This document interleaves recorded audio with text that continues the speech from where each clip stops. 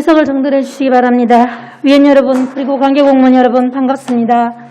시민의 삶을 책임지는 포용적 복지 실현과 건강하고 안정된 노후생활 보장, 장애인과 더불어 함께하는 울산 실현, 양성평등 문화 장착 및 여성 권익 증진을 위해 최선을 다하고 계시는 복지 여성국 가족 여러분에게 진심으로 감사의 말씀을 드립니다.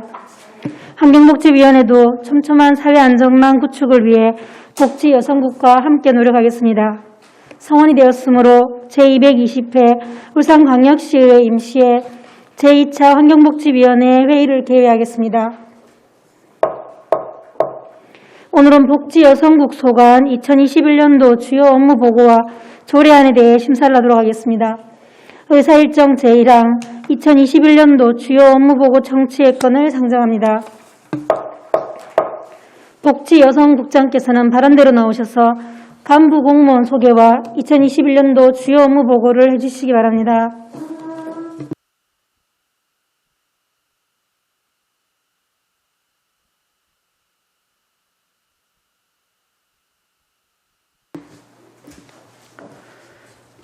예, 반갑습니다. 복지여성국장 박용락입니다. 다 함께 행복한 복지도시 울산 실현에 많은 관심과 아낌없는 지원을 해주시는 이상옥 환경복지위원장님을 비롯한 여러 위원님께 감사의 말씀을 드립니다. 보고에 앞서 간부 공무원을 소개해드리겠습니다. 최정자 복지인구정책과장입니다. 홍병익 어르신복지과장입니다. 김효준 장애인복지과장입니다. 마지막으로 송은경 여성가족청소년 과장입니다. 지금부터 2021년 복지여성국 소관 주요 업무 계획을 보고 드리겠습니다. 보고 드릴 선수는 일반 현황과 세입세출 현황, 주요 업무 계획 순입니다. 1페이지부터 7페이지까지 일반 현황, 9페이지는 세출 예산입니다. 보고서를 참고해 주시기 바랍니다. 다음은 13페이지입니다. 복지인구정책과 주요 업무 계획부터 보고를 드리도록 하겠습니다. 사회서비스 제공 및 일자리 창출입니다. 사회서비스 일자리 창출을 위해 지역사회서비스 투자사업과 청년사회서비스 사업단 운영을 통하여 일자리 570개를 창출하고 6,750여 명에게 사회서비스를 제공하여 코로나19로 인해 어려움을 겪고 있는 시민과 지역경제 회복에 기여하겠습니다. 다음 14페이지입니다. 사회복지시설 종사자 처우 개선을 위하여 직무능력 강화와 복지포인트 지원, 대체인력지원센터 운영 등 다양한 사기진작 사업을 내실 있게 추진하겠습니다. 다음 15페이지입니다. 울산시 사회서비스 설립을 위하여 지난해 12월부터 연구 용역을 추진 중이며 올해 10월에 개소될 수 있도록 만전을 기하겠습니다. 16페이지입니다. 한계 행복한 울산행 인구 출산 환경 조성입니다. 출산 지원금 지원, 세자녀 이상 출산 자녀 상하수도 요금 감면 등 출산 및 다자녀 가정의 경제적 부담 경감과 안정적 생활 지원을 위한 다양한 사업을 지속적으로 추진하겠습니다. 17페이지입니다. 인구 감소 및 저출생 대응을 위하여 인구종합대책 수립과 저출생 극복 정책을 발굴 추진하고 정기적인 모니터링을 함으로써 인구 증가를 위하여 다백만으로 노력하겠습니다. 18페이지입니다. 믿고 맡길 수 있는 보육환경 조성입니다. 우선 어린이집 상시지도 점검 강화와 부모 모니터링당 운영, 어린이집 학대 운영 등으로 신뢰받는 보육정책을 추진하겠습니다. 다음은 19페이지입니다. 학부모 보육부담 완화 및 보육교직원 사기 진작을 위해 영유아 보육료 및 가정양육수단을 지원하고 민간 어린이집 보육료 차액 지원, 교직원 인건비와 대체교사 지원 등 다양한 사기 진작 사업을 추진토록 하겠습니다. 20페이지입니다. 아동의 건강한 성장 지원 및 아동 권리 보장입니다. 아동에 대한 공적 책임과 돌봄 강화를 위해 아동학대 전담 공무원 17명을 시와 구 구군에 배치 완료하였으며 아동보호 전담 요원은 현재 8명에서 내년까지 5명을 추가하여 구군에 배치토록 하겠습니다. 다음은 21페이지입니다. 보호대상 아동의 건전한 육성 지원을 위해 울산 양육은 지역아동센터 등 아동복지시설 71개소가 내실 있게 운영되도록 지원토록 하겠습니다. 다음은 22페이지입니다. 학대 피해 아동 쉼터 설치 및 전문과정 위탁 사업으로 피해 아동의 적각 분리에 따른 보호와 숙식 제공, 치료와 상담을 위하여 동구와 북구에 학대 피해 아동 쉼터 각 1개소를 신규로 설치하고 전문과정 위탁 10개소를 새롭게 선정하겠습니다. 다음은 23페이지입니다. 복지사각지대 해소 및 촘촘한 사회 안정망 구축입니다. 수급자 선정 기준 완화로 지원 대상자가 확대됨으로써 복지사각지대 해소와 대상자 누락 방지를 위하여 복지 대상자 관리에 철저를 기하도록 하겠습니다. 또한 읍면동에 찾아가는 복지전담팀을 8개를 추가로 확대하는 등 복지사각지대 발굴에도 최선을 다하겠습니다. 다음은 24페이지입니다. 저소득층 건강보호 및 자립자활 지원을 위해 저소득층의 진찰, 치료 입원 요양 등을 위한 의료비를 지원하고 외래 가다 이용자에 대하여는 적정한 의료시설 이용 유도와 부적전 입원자 관리에 철저를 기하도록 하겠습니다. 다음은 25페이지입니다. 보훈 대상자 예우 강화 및 호국 정신 개성입니다. 11개 보훈단체의 운영비 지원, 특수임무 유공자의 노후 장비 교체 지원, 저소득 독립유공자 유족 생활 지원 수당 및 참전 명예수당 지급 등 보훈단체와 보훈 대상자의 다양한 요구에 맞춤식으로 지원토록 노력하겠습니다. 다음은 26페이지입니다. 현충탑 위폐실 보수공사입니다. 누수동으로 인하여 훼손되고 오염된 바닥 판선 등 기둥 석재를 현충일 전까지 보수 완료토록 하겠습니다.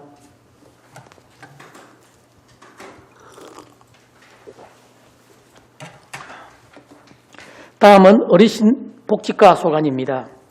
27페이지입니다.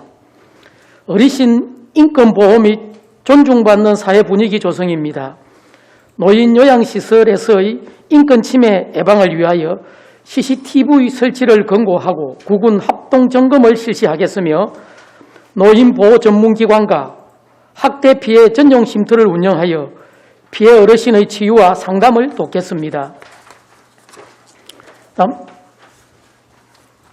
28페이지는 자료를 참고해 주시기 바랍니다. 29페이지입니다. 효문화축제 개최입니다.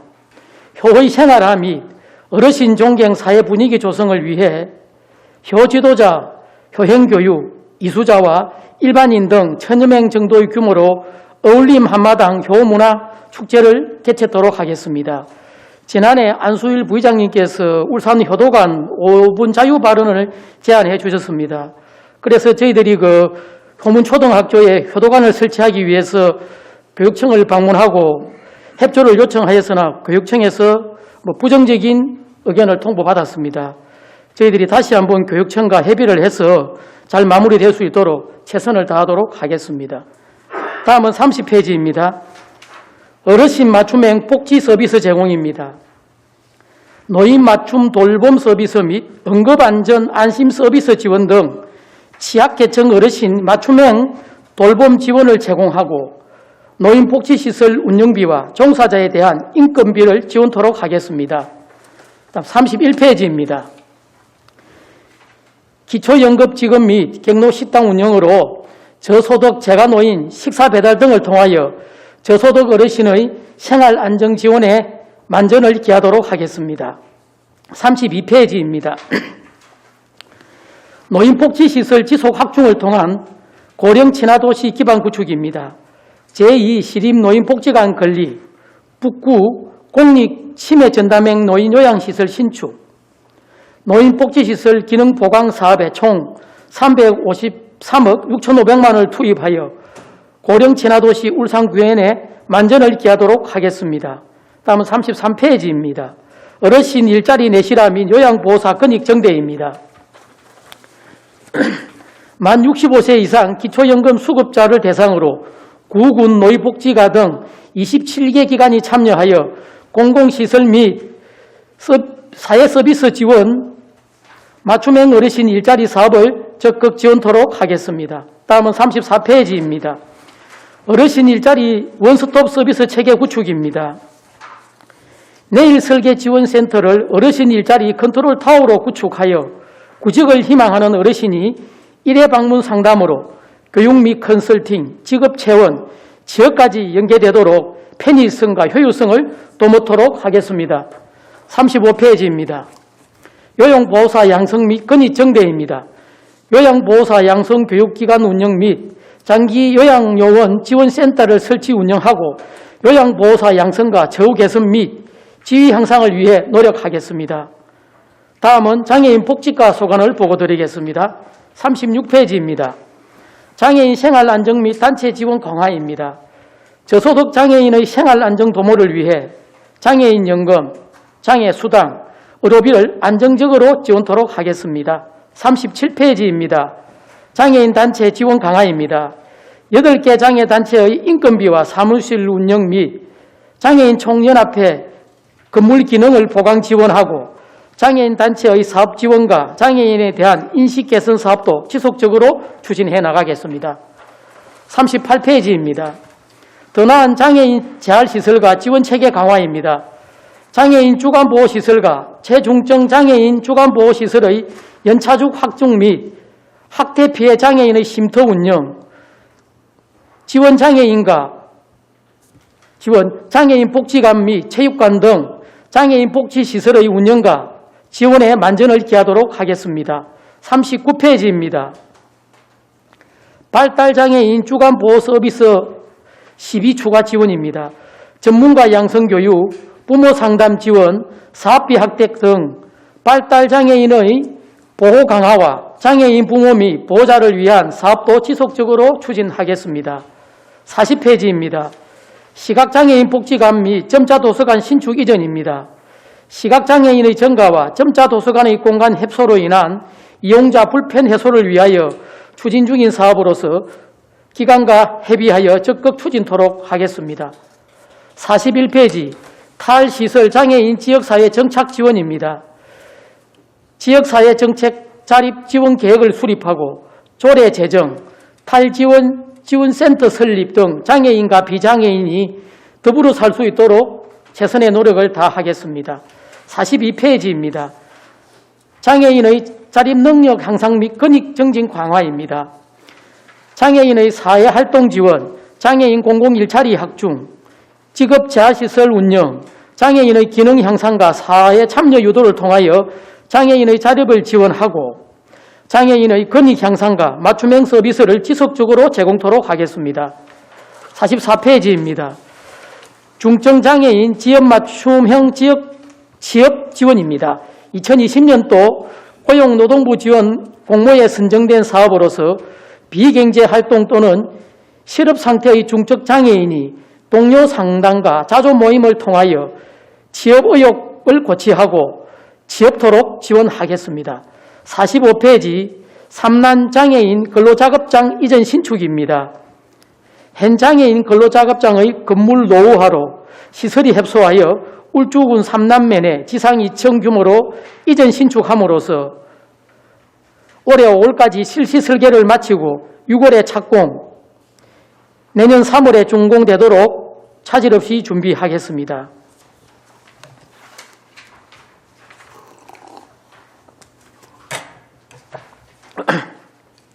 다음은 여성 청소년과 소관 업무를 보고드리겠습니다. 46페이지 좋은 일자리 창출 및 양성평등 추진입니다. 양질의 여성 일자리 창출과 인적 자원 개발을 위해 세일센터에서 지역 3당, 직업교육훈련 및 인턴십, 갱렬 단정 여성 등에게 종합 취업 지원 서비스를 제공하겠으며 여성회관과 여성인력개발센터 등 여성사회교육기관의 넷을 있도록 운영하겠습니다. 47페이지입니다. 양성평등정책 추진 및 여성권익 향상입니다. 제2차 양성평등정책 기본계획 수립과 성인지 감수성 향상 및 역량 강화를 위한 양성평등정책도 시행하겠습니다. 다음은 48페이지입니다. 건강한 가족문화 조성 및 여성권익보호 강화입니다. 건강한 가족문화 조성을 위해 가정문화센터 프로그램을 다양화하고 양육부담을 줄이기 위한 아이 돌봄 서비스를 지역별로 추진토록 하겠습니다. 경제적으로 어려움을 겪고 있는 저소득 한부모 가정의 생활안정 지원을 위하여 양육비 등을 지원하고 자립을 위한 한부모 가족복지시설을 운영토록 하겠습니다. 다음 49페이지입니다. 여성폭력 피해자 권익보호 및 예방사업 추진입니다. 여성보호시설 및 상담소, 해바라기 센터와 여성의 긴급전화 13366 등을 폭력 피해자 권익보호와 사회안전망을 지속적으로 운영하겠으며 가정폭력, 성폭력, 매매 근절을 위하여 가정성폭력 치료, 의료비 지원과 장애 아동 청소년 폭력 예방 교육, 지역 지원기관 운영 등 다양한 프로그램을 운영하고 지역 치안 및 여성폭력 예방 지원 체계에 대한 홍보도 강화토록 하겠습니다. 50페이지입니다. 청소년의 문화체험 활동 활성화 및 창의력 향상입니다. 다양한 체험 활동 기반을 제공하고 취약계층 청소년 방과 후 아카데미 운영 등 청소년 권익보호 및 복지 정진 사업도 지속적으로 추진하겠습니다. 다음은 51페이지 청소년 문화회관 건립입니다. 청소년들의 공연, 체험 등 끼와 재능을 펼칠 활동 공간 조성을 위하여 중구 성남동의 지하 2층 지상 12촌 규모의 청소년 문화회관을 건립 중입니다. 현재 기본 설계 용역 중이며 2023년까지 준공될 수 있도록 사업 추진에 만전을 기하도록 하겠습니다. 다음은 52페이지 국립청소년 수련시설 유치입니다. 17개 시도에서 유일하게 청소년을 위한 숙박형 수련시설이 없는 울산에 미래산업과 관련한 체험 전문형 수련시설을 유치 건립하고자 하는 추진 사업입니다. 올해 여성가족부의 건립을 위한 연구 용역비가 일원이 편성되었습니다. 지역 정치권과 긴밀히 협력하고 권리 타당성 확보 및 시민 여론 조성, 가족부 설득 등 국립청소년 수련시설이 유치될 수 있도록 만전을 기하겠습니다. 다음은 53페이지입니다. 다문화 가족과 외국인 주민의 안정정착을 위한 지원 사업입니다. 현재 관내 거주 외국인은 108개국에 18,503명입니다. 다문화 가족 안정적 정착 및 자립 역량 강화, 울사벌 글로벌 센터를 통한 외국인 주민 지원 강화 및 다문화 가족과 외국인 주민 사회 통합을 위한 다양한 사업을 적극 추진하겠습니다. 끝으로 54페이지 보편적, 포괄적, 건강한 가족 지원 서비스 제공입니다. 건강한 가족, 다문화 가족 지원센터 및 공동육아 나눔센터 8개소와 이혼 자살 등 위기 사건에 직면한 가족을 지원하겠으며 가족 지원 서비스 수요 증가에 따라 종합적인 가족 돌봄 서비스를 제공할 수 있는 가족센터 건립 사업도 본격적으로 추진하겠습니다. 이상으로 주요 업무 계획 보고를 마치며 복지여성국 직원들은 저소득층과 장애인의 안정된 생활 보장, 어르신의 행복한 노후 보장, 아동과 청소년의 행복하고 건강한 성장, 그리고 여성의 권익과 건강한 가족문화 조성을 통하여 다함께 행복한 복지도시 울산을 만들기 위해 최선을 다하도록 하겠습니다. 감사합니다. 박용락 국장님 수고하셨습니다. 복지여성국 소관 2021년도 주요 업무 보고와 관련하여 질의하실 위원께서는 질의해 주시기 바랍니다. 질의 순서는 안수일 위원 질의하시기 바랍니다.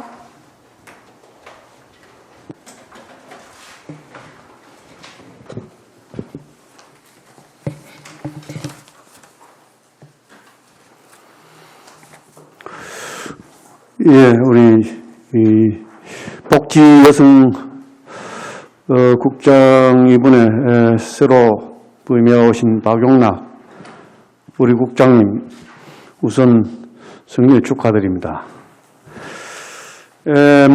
이게 복지 여성국에 와서 업무 파악은 제대로 두루두루 다 하셨습니까? 지금 열심히 파악하고 있는 중입니다. 예, 우리 복지환경위원회는 정말 울산 시민을 참 복지 정의를 위해서 참 중요한 그런 업무라고 봐지는데, 사실 우리 쭉 이래 보면은 어르신 복지과, 장애인 복지과, 여성 가족 청소년과, 그리고 또 어디고 복지 인구 정책과하고 다 이래 두루두루 정말 중요한 그런 업무를 담당하고 있습니다. 그래서 지금 금년에 작년에 비해 가지고 좀 달라진 그런 업무가 있습니까, 국장님? 예, 달라진 게 많이 달라졌습니다. 저희들 복지 관련 예산이 지난해 저희들이 우리 건강국이 생겨가고 떨어져 나갔는데도 불구하고 사실 저희들이 한 증감액이 1,427억이 증가됐습니다. 그 주요 사유 내용을 갖다 저희들이 한번 간략하게 말씀을 좀 올리겠습니다. 기초생활급여 기준이 완화가 되었습니다. 노인 및 한부모 수급권자 가구 대상에 대한 부양 의무자 기준이 아예 폐지가 되어버렸습니다. 예를 들면 한부모 가족이 재산을 전에 가지고 있으면은 지원이 안 됐는데 할머니 할아버지들이 예를 들면은 아무리 부자라도 그냥 지원을 해주는 겁니다. 자녀를 키우는 부분에 이렇게 이제 바뀐 것이고요. 저희들이 이제 이번에는 학대 피해 아동 보호를 위한 쉼터가 저희들이 이제 2개소에서 2개를 더 늘려가 지금 4개소로 이렇게 지금 늘어나는 이렇게 바뀌고요. 그 다음에 가정위탁 보호 아동 지원이 확대가 되었습니다. 가정위탁 아동 보조금이 월 20만 원에서 26만 7천 원으로, 아동 학용품 구입비가 최초 1회 100만 원. 그 다음에 전문 학대 피해 아동 영아 장애아 등 특성을 고려한 보호를 위해서 월 최대 100만 원까지 지원하도록 관련 법이 올해 또 바뀌었습니다. 그리고 올해 저희들이 울산시 사회 서비스원을 설립하려고 준비하고 있습니다. 그리고 참전 명예 수당이 인상이 지원되었습니다. 80세 미만은 10만 원에서 15만 원으로, 80세 이상은 15만 원에서 20만 원으로 이렇게 지원이 되었습니다. 그리고 기초연금 기준액 적용 대상이 확대가 되었습니다. 기초연금을 받는 노령요인들이 30만 원을 받는데, 전에는 하위 소득 40%까지만 30만 원을 다 받았는데 70%까지도 30만 원을 받을 수 있도록 이렇게 규정이 완화가 좀 되었습니다. 그리고 탈시설 장애인의 지역사회 정책을 위한 사업이 지금 추진이 되고 있는데, 이거는 아직까지 세부적인 지침은 내려오지 않았고, 저희들도 장애인 주거시설 27개소 이용자 720명 중에서 190명을 탈시설을 할 수 있도록 하는 그런 사업을 추진을 하는데, 이게 예산이 좀 반영이 안 됐습니다. 이거는 저희들이 추경에 좀 반영을 해서 정부 정책에 부응하도록 그렇게 할 계획입니다. 그리고 저희들이 발달장애인 생애 주기별 지원을 하는데, 저희들이 발달장애인은 지난해는 월 33시간을 지원하던 걸 갖다가 추가로 33시간이 더 추가가 되었고, 전에는 40명만 발달장애인을 저희들이 이렇게 생애 주기별 확대를 했는데 10명을 더 열려가지고 50명이 지원되도록 이렇게 좀 바뀌었습니다. 그리고 이제 중증장애인 지역 맞춤형 지역 사업입니다. 이거는 뭐냐 하면은 장애인이 동료 장애인을 찾아가서 자기보다 조금 뭐라고 합니까? 좀 덜 아프고 취업을 못하고 하는 장애인을 찾아가서 상담도 하고 취업도 권유도 하고 하는 이런 사업이 저희들이 이번에 새로 생겨가지고 1억 6천만 원짜리 사업이 하나 생겨가지고 올해 처음 하는 사업입니다. 그리고 청소년 쉼터에 이제 퇴소하는 청소년들 자립수당을 지원하도록 합니다. 올해 1월부터 퇴소하는 사람을 기준으로 하고, 퇴소 기준을 현재 2년 동안 보호를 받은 아동에 대해서 월 30만 원씩 해가 3년간 지원토록, 이게 소위 말하면 뭐 가출 청소년이라고 예를 들면 이 표현을 이렇게 하자면은 뭐 그런 청소년에 대해서 정착할 수 있는 지원금 제도가 시행이 됩니다.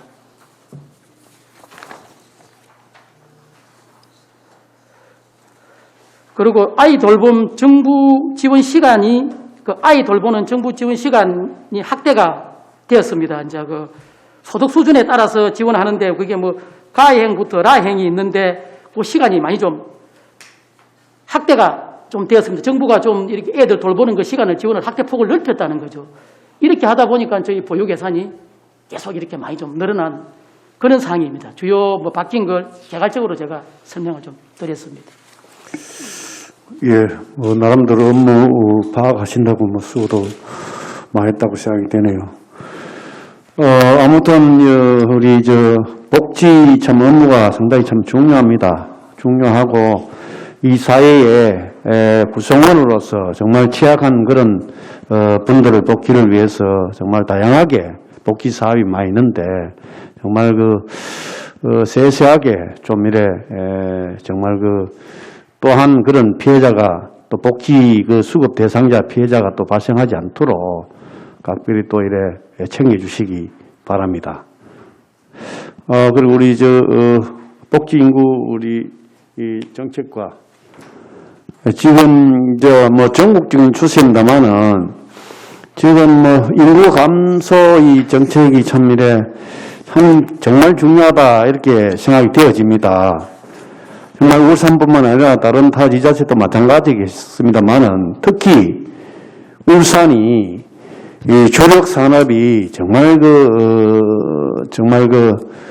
쇠락해 가는 입장에서 정말 여러 가지 뭐 이래 또 인구가 많이 순유출이 되기 때문에 여기에 대한 꼭 복지 인구 정책과의 이래 업무가 아닙니다만도 그래도 복지 인구 정책과에서 정말 울산 인구 정말 순유출을 위해서도 우리가 또 관심을 가지고 좋은 정책을 또 이래 제시해야 되고 또한 출산율을 또 높이기 위해서 또한 다양한 이래 좋은 정책을 또 이래 또 시행을 해야 되지 않겠나 이렇게 생각이 되어집니다. 우리 과장님께서는 그 울산 인구 정책에 대해서 또 출산율을 높이기 위해서 또 울산 인구 순유출 방지를 위해서 좋은 의견이시면 한 말씀 해주시기 바랍니다. 네, 저희 의원님 말씀대로 저희도 사실 울산 인구가 계속 지금 5년째 줄고 있어서 진짜 상당히 걱정을 하고 있고 또 작년에 이제 의원님이 이제 발의해 주신 조례 때문에 제가 인구 조례를 제가 만들었고 그래서 인구정책위원회를 지난주에 제가 사실 개최를 했습니다. 좀 이제 전문가들을 모시고 울산 인구를 어떻게 하면 좀 늘릴 수 있을까 제가 대책회의를 일단 했고요. 그래서 저희가 11월 중에는 아마 종합 대책을 저희가 수립할 예정으로 있습니다.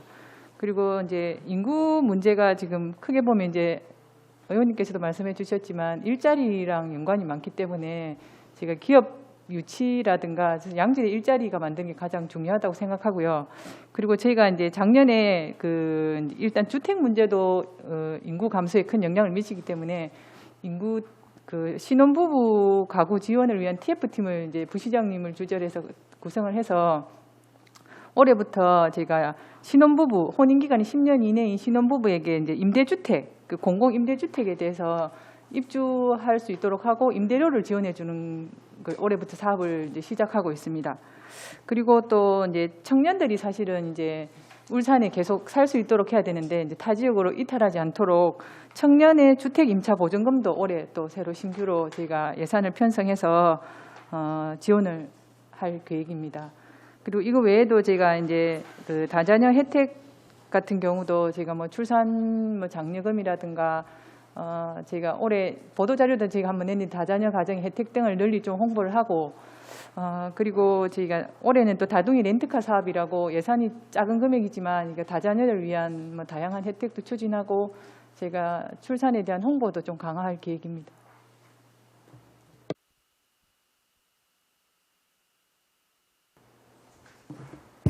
예, 한수일 의원 수고하셨습니다. 서영 의원 질의하시기 바랍니다. 네. 여러 업무에 대해서 말씀 주셨는데요.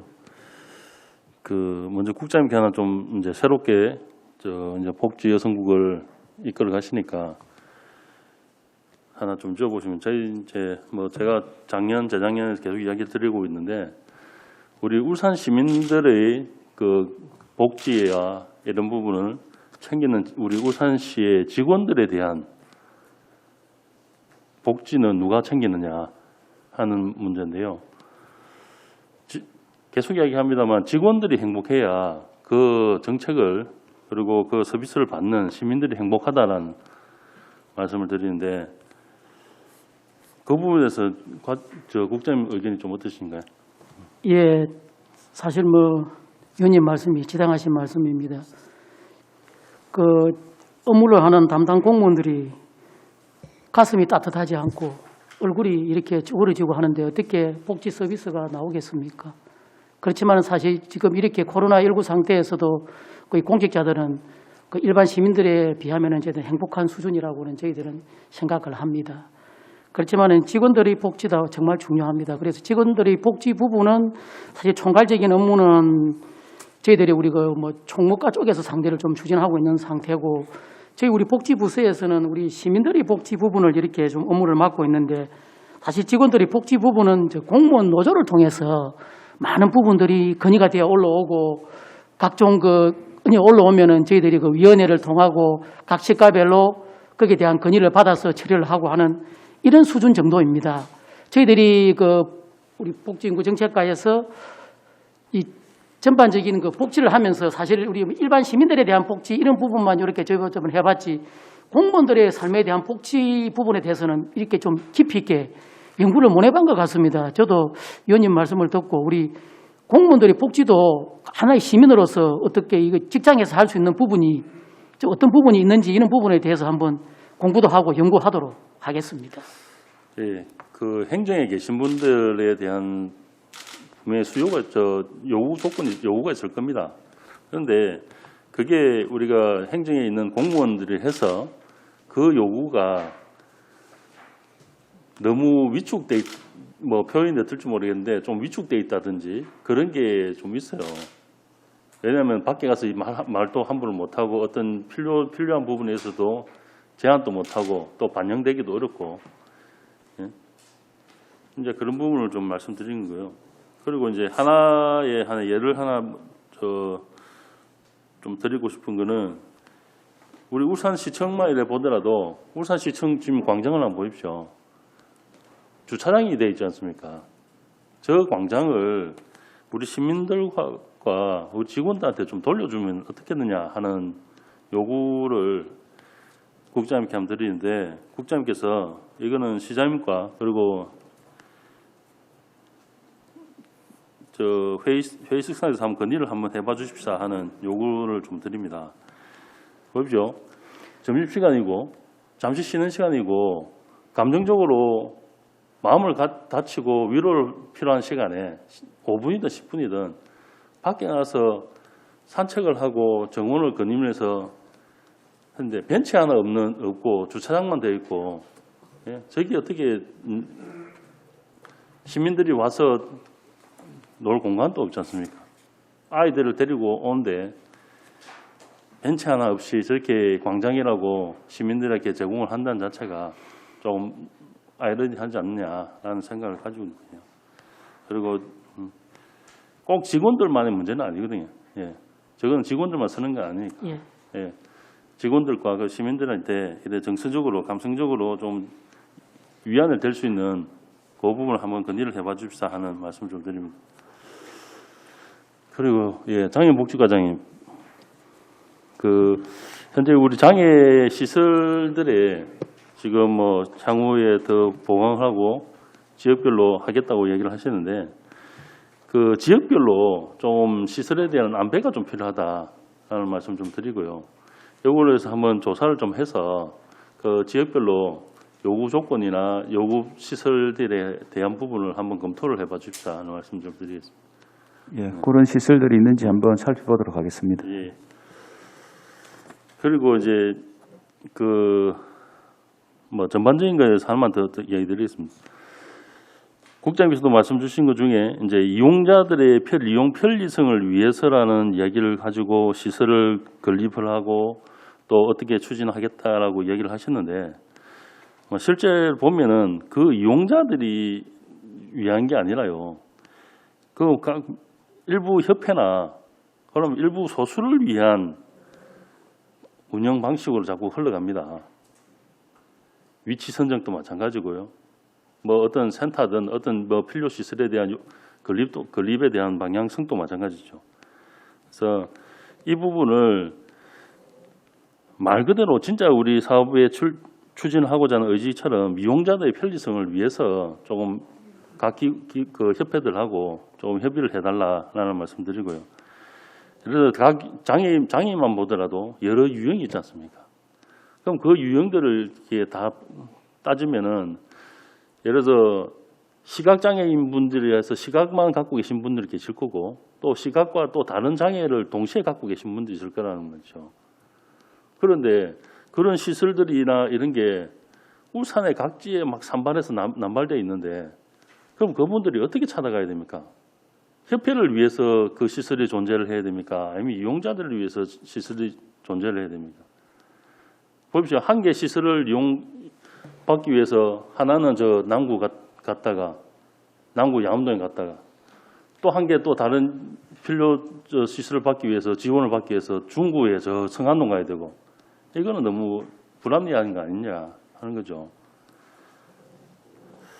그래서 이제 계속 이야기가 나온 중에 하나 계속 이야기 드는 것 중에 뭐 일부 이제 시설별들의 유형을 이렇게 다 묶어서 하나의 뭐 복지타운을 조성하자라는 이야기도 작년에도 계속 드리고 했는데 그런 이제 여러 장애 유형별로의 여러 그 협회나 기관들을 이용하는 그 임차료, 그런 운영비 이런 걸 다 복합적으로 고려를 해봤을 때 한 지역에 복합타운을 조성해서 이용자들 편리성을 맞춰준다면은 그리고 각 기관들이 요구하는 그 시설들 안에 뭐 회의장 무슨 뭐 다 요구 조건을 다 한 개씩 갖추는 것보다는 거기 1년 내내 상승이 계속 서는 것 아니지 않습니까?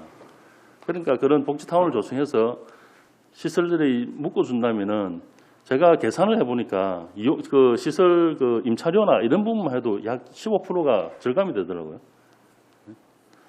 그래서 이 부분을 예산도 그렇고 또 이용자들에 대한 필요성도 그렇고 또 그런 복지타운이 생긴다면은 그 주변의 상가나 그리고 주변의 상권들이 또 활성화가 되는 부분도 생기지 않습니까? 그러니까 그런 부분들이 해서 전반적인 검토가 좀 필요하지 않느냐라는 말씀을 좀 드리고요. 그리고 하나만 좀 더 드리면 장애인에 대한 부분을 하자면 장애인 자립에 대한 부분을 계속 이야기를 하고 있는데 장애인 자립에 대한 이 시설 요구 조건이나 이런 게 그 연령이나 이런 데에서 단순 산술적으로 그 기준이 아니라 조금 이제 그분들의 자립에 진정 필요한 그분들의 수요자의 요구 중심에 맞춰서 좀 기준이나 이런 것 좀 변경되어서 지속적인 지원이 좀 필요하다라는 의견이 많거든요. 그 부분에서 검토를 한번 해봐 주십사는 주시고 뭐 답변을 하실 것이면 잠시 답변을 주시죠. 예, 그 위원님께서 말씀하시는 부분에 대해서 110% 공감을 합니다. 그렇지 않아도 저희들이 그 뭐 어제 우리 과장님들하고 전체 회의를 하면서 방금 위원장님께서 말씀하신 그 복지타운 관련해서 저희들도 이렇게 복지 시설이 이렇게 흩어져 있고 또 이제 각 단체에서 어떤 시설을 만들어 달라고 하면은 그 이용자 중심이 아니고 울산시유지가 어디 빈 데가 있는지 그 땅을 찾아가지고 거기다가 예산을 맞춰가 이렇게 지금 계속 이렇게 산발적으로 계속 이렇게 됩니다. 이렇게 된다면은 영원히 이거는 그 복지타운 조성은 사실은 불가능할 겁니다. 그렇지만 이건 과감하게 방금 위원님께서 말씀하셨다시피 복지 관련 시설은 이렇게 집적화가 되어야 예산 절감도 되고 효율도 나타나고 진정한 그 복지가 된다고 저희들도 그렇게는 생각하고 있습니다. 이런 부분에 대한 세부적인 검토를 잘 해나가도록 해서 장기적인 비전을 계획을 마련하도록 그렇게 준비를 해나가겠습니다. 네, 이상입니다. 예, 서영 의원 수고하셨습니다. 장윤호 부위원장 질의하시기 바랍니다. 네, 국장님 일단 저희 복지 역선 국장으로 오신 것에 대해서 축하드리고 또 오시기 전에 문화예술 쪽에 계셨죠? 예, 그렇습니다. 제가 느끼기에 복지 부분에 사실은 좀 사각지기 문화예술의 영역이 아닌가 싶습니다. 그래서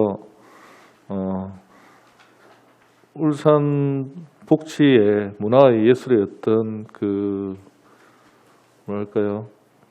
영향이 좀 미칠 수 있도록 좋은 사업을 한번 검토해 보시면 어떨까 싶고 한번 제안을 드리고요. 그 전에 작년에 비해서 이제 올해 개선된 부분에 대해서 아까 쭉 말씀을 해주셨는데, 이 업무 보고 책에 이게 이제 작년하고 차이가 된 부분들을 좀 명확하게 색깔별로 표시를 해줬으면 더 좋겠는데 사실 굉장히 지금 헤매고 있는데 혹시 국장님 아까 말씀하신 거 있지 않습니까? 올해 예. 새롭게 바뀌었던 부분, 예, 그 부분을 좀 자료를 저희한테 좀 주셨으면 좋겠고요. 예, 그렇게 하겠습니다.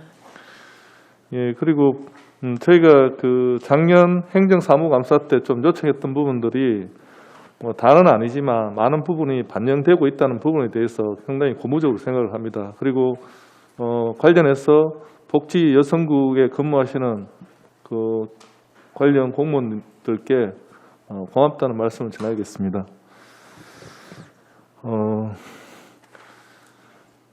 지금 코로나 때문에 저희 특히 연세가 좀 있으신 분들이 활동을 거의 못 하고 있습니다. 그래서 좀 운동을 좀 하실 때는 건강을 찾는데 이 코로나 때문에 요양으로 가시는 분들이 되게 많이 계세요. 제 주변에도 그렇고. 그래서 이제 요양원에서 보니까 이게 법인으로 되어 있는 요양원이 있고 새롭게 이제 복지법인 허가를 안 내준다면서요. 맞나요? 요양원. 사립 요양원이 있는데 이게 개인으로 되어 있는 게 있고 법인이 되어 있는 게 있더라고요. 그죠? 이 말씀을 왜 드리냐면 개인하고 법인의 차이가 없음에도 불구하고 여기 보면 요양보호사 양쪽에 다 있지 않습니까? 그죠? 근데 어떤 근거로 법인에는 처우 개선비가 나가는데 개인은 자기가 개인을 하고 싶어서 하는 게 아니라 허가를 더 이상 안 내주니까 어쩔 수 없이 개인 요양원을 하고 있는데 처우 개선비를 거기는 주지 않더라고요. 그래서 형평성의 문제도 있고 또 한 가지는 요양원에서 사람을 이렇게 요양보호사를 모집을 할 때 처우 개선비가 25만 원씩 차이가 나니까 좋은 사람이 안 오는 거예요. 이해하시겠습니까? 어떻게 이거 좀 문제 있는 거 아닌가요? 이 법에서 이렇게 하라고 정해놓은 건 아니지 않습니까? 원칙적으로 저희들이 사회복지시설 자체에 예산을 지원하는 부분은 법인의 하나입니다. 원칙적으로. 그래서 요양원도 마찬가지로 우리가 50개소 요양원이 있는데 그 중에 이제 법인은 24개고 개인이 하는 건 26개 이렇게 구분되는데요. 물론 법인에만 지원하고 있습니다. 저희들이 24개소만. 법인에 하게 돼 있는 게 이게 개인이 법인 하기 싫어서 안 하는 게 아니고 시에서 허가를 안 내주잖아요. 추가 허가를 몇 년도 이후부터는 한 번도 안 내주셨다면서요. 이게 총량제로 돼 있나요? 아니 그렇지는 않습니다. 그럼 왜 안 내주시죠? 그게 예산 지원하는 게 법인은 저희들이 다 지원하지 않습니까? 아니 그러니까 제가 지금 먼저 그 이야기를 하는 게 아니고요. 설립을 할 때 법인을 신청해도 법인으로 인가를 안 내주니까 어쩔 수 없이 개인으로 하게 되는데 차이가 없단 말이에요. 차이가 있습니까? 어떤 차이 말씀하십니까? 법인하고 개인 요양원하고 차이는 없습니다. 저도 가보니까 시설 그냥 어떤 거는 일찍 해서 법인으로 인가를 받아서 법인 요양원을 하고 있는 거고 늦게 신청해가지고 개인 요양으로 하고 있는 거예요. 맞지 않습니까? 그죠? 네네네. 아무런 차이도 없는데 거기에 요양보호사에 대한 지원금 차이를 왜 그렇게 두고 계시냐. 그러면 그분들한테도 어떻게든 동등하게 처우 개선비가 지원돼야 되는 거 아니냐. 동의하십니까? 아니요, 그렇지 않고요. 왜요? 어떤 근거를? 법인은 잘 아시겠지만 네. 그 사회복지법인이어야 되지만 그 운영 자체를 이익을 창출을 위한 게 아니고 그 법인 운영에만 그 시설 운영에만 전담하도록 되어 있고 개인은 그 물론 그 요양시설을 운영하지만 그 이익 부분이 발생될 수도 있거든요. 그래서 그 차이 때문에 법인에만 지원하는 걸로 알고 있습니다. 제가 뭐 깊이 있게 다 몰라서 그런지 모르겠는데 제가 알기로는 그렇지 않거든요. 그래서 지금 그렇게 이야기하신 부분에 대한 명확한 근거를 좀 가지고 와서 설명을 한번 해보시고요. 그게 아니다 그러면 형평성 문제도 그렇고 어떻게 보면 최근에 이게 개원하는 요양원들은 더 최신 시설이에요, 사실은. 비용 더 많이 이어서 하고 있습니다.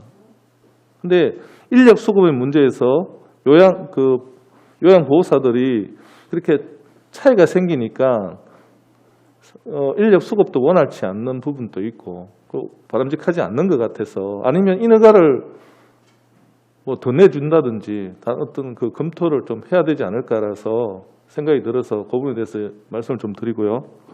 그리고 추후에 관련 내용은 좀 확인하셔서 좀 네네. 이야기를 해주시기 바랍니다. 그리고 두 번째는 저도 이번 명절에 이제 그 복지시설을 방문하면서 제가 이제 현실을 알게 된 부분이 하나 있는데 과거에 그 종합복지원에서 그 취약계층 노인들한테 어떻게 보면 무료 급식이나 아니면 식사를 제공을 했어요. 1,000원씩 이렇게 받고 알고 계시죠? 네네. 지금 어떻게 하고 계시죠? 우리 경로식당 같은 경우에는 60세 이상의 저소득 노인에게는 예를 들면은 기초생활수급자나 차상위 계층, 그다음에 그 저소득 독거노인 같은 경우는 무료로 제공하고요. 이 외에 어르신들이나 일반인들이 그 이용을 하려고 할 때 실비인 1,000원을 징수하고 있습니다. 그러니까 지금 현재 식당 운영하고 계십니까? 지금은 아직 운영하지 않습니다. 지금 어떻게 하고 계시죠? 운영을 재개하려고 아니 준비만- 식사를 점심 식사나 아침 식사를 어떻게 공급하고 계시냐고요? 예를 들면은 기초생활수급자나 차상위 계층이나 저소득 독거노인 같은 경우에 그 경로식당에 오시는 분들은 무료로 제공하고요. 코로나 지금 시대에는 지금까지는 그 배달로 이렇게 대체해가 왔습니다. 그러니까 저도 그렇게 네. 알고 있었습니다. 지금 과장님도 그렇게 알고 계시죠? 네, 그러니까 그 아까 제가 말씀드렸다시피 저소득층 독거노인하고 차상위 계층하고 기초생활수급자는 배달을 통해서 해결해가 왔고요. 그 외 일반 어르신들은 지원해서 일단 채워드리겠습니다. 근데 이제 더 본질적인 게 뭐냐면 뭘 배달하느냐가 중요한 겁니다. 뭘 배달하고 계신 줄 아십니까? 현장에서는? 도시락으로 알고 있습니다. 그렇죠. 저도 네. 그래 알고 있었습니다. 그 도시락이 아니더라고요. 알고 계십니까? 어떻게 실무부서에서 지금 도시락이 가고 있는지 그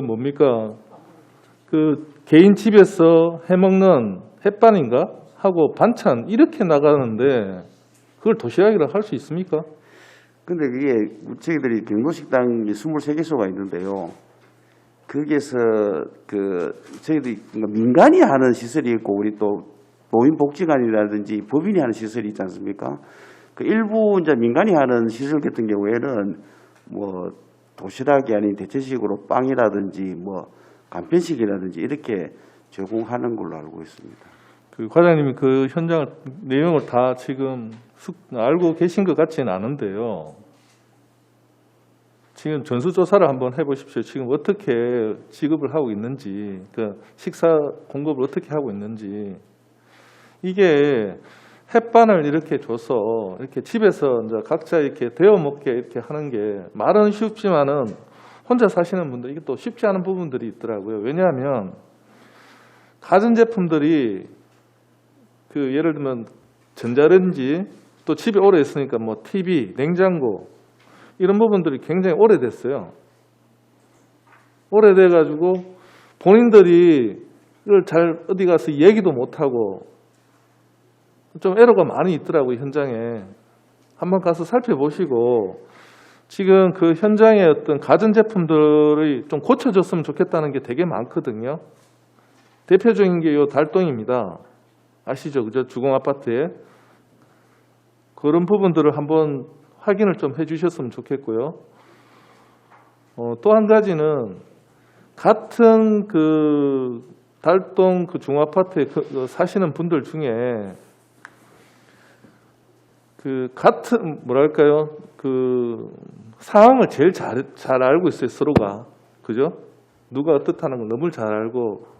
그래서 지금 어떻게 보면 고독사나 이런 것 때문에 이제 다른 인력을 투입해서 이렇게 점검을 하고 계신 것 같은데 자기들끼리 그 중에 있는 사람들 중에 좀 젊은 분들이 있지, 그러니까 더 활동하실 수 있는 분들을 위주로 해서 그런 걸 체크하는 게 더 정확하게 알 수 있는 방법일 것 같거든요.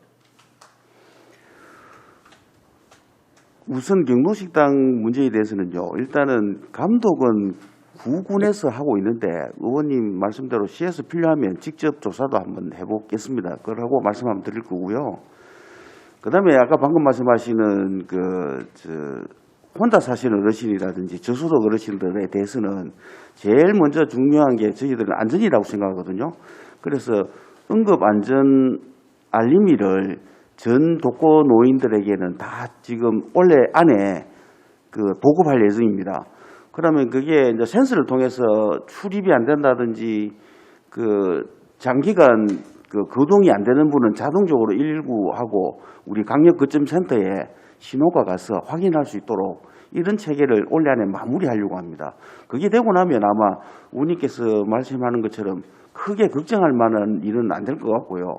2분 이상 부부가 사시거나 그 자식이나 다른 분하고 같이 거주하고 계시는 어른들은 독거노인하고 달리 이게 비상 연락이 가능하다고 저희들은 판단하기 때문에 그분들은 일단 배제하고 혼자 사시는 그 어르신 중심으로 지금 저희들이 복지 행정을 펼치려고 하고 있습니다. 예, 장현우 부위원장 수고하셨습니다. 손정학 위원 질의하시기 바랍니다.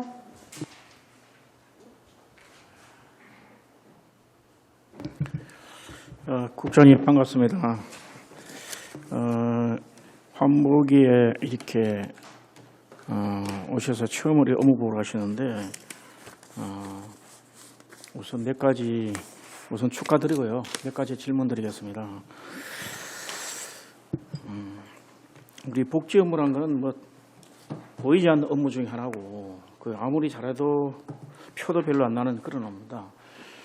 시혜를 받는 분은 당연히 국가로부터 받기 때문에 그런지 몰라도 자기가 받아야 될 권리라 생각하고 감사도 제대로 잘 안 합니다. 표시도 잘 안 하고.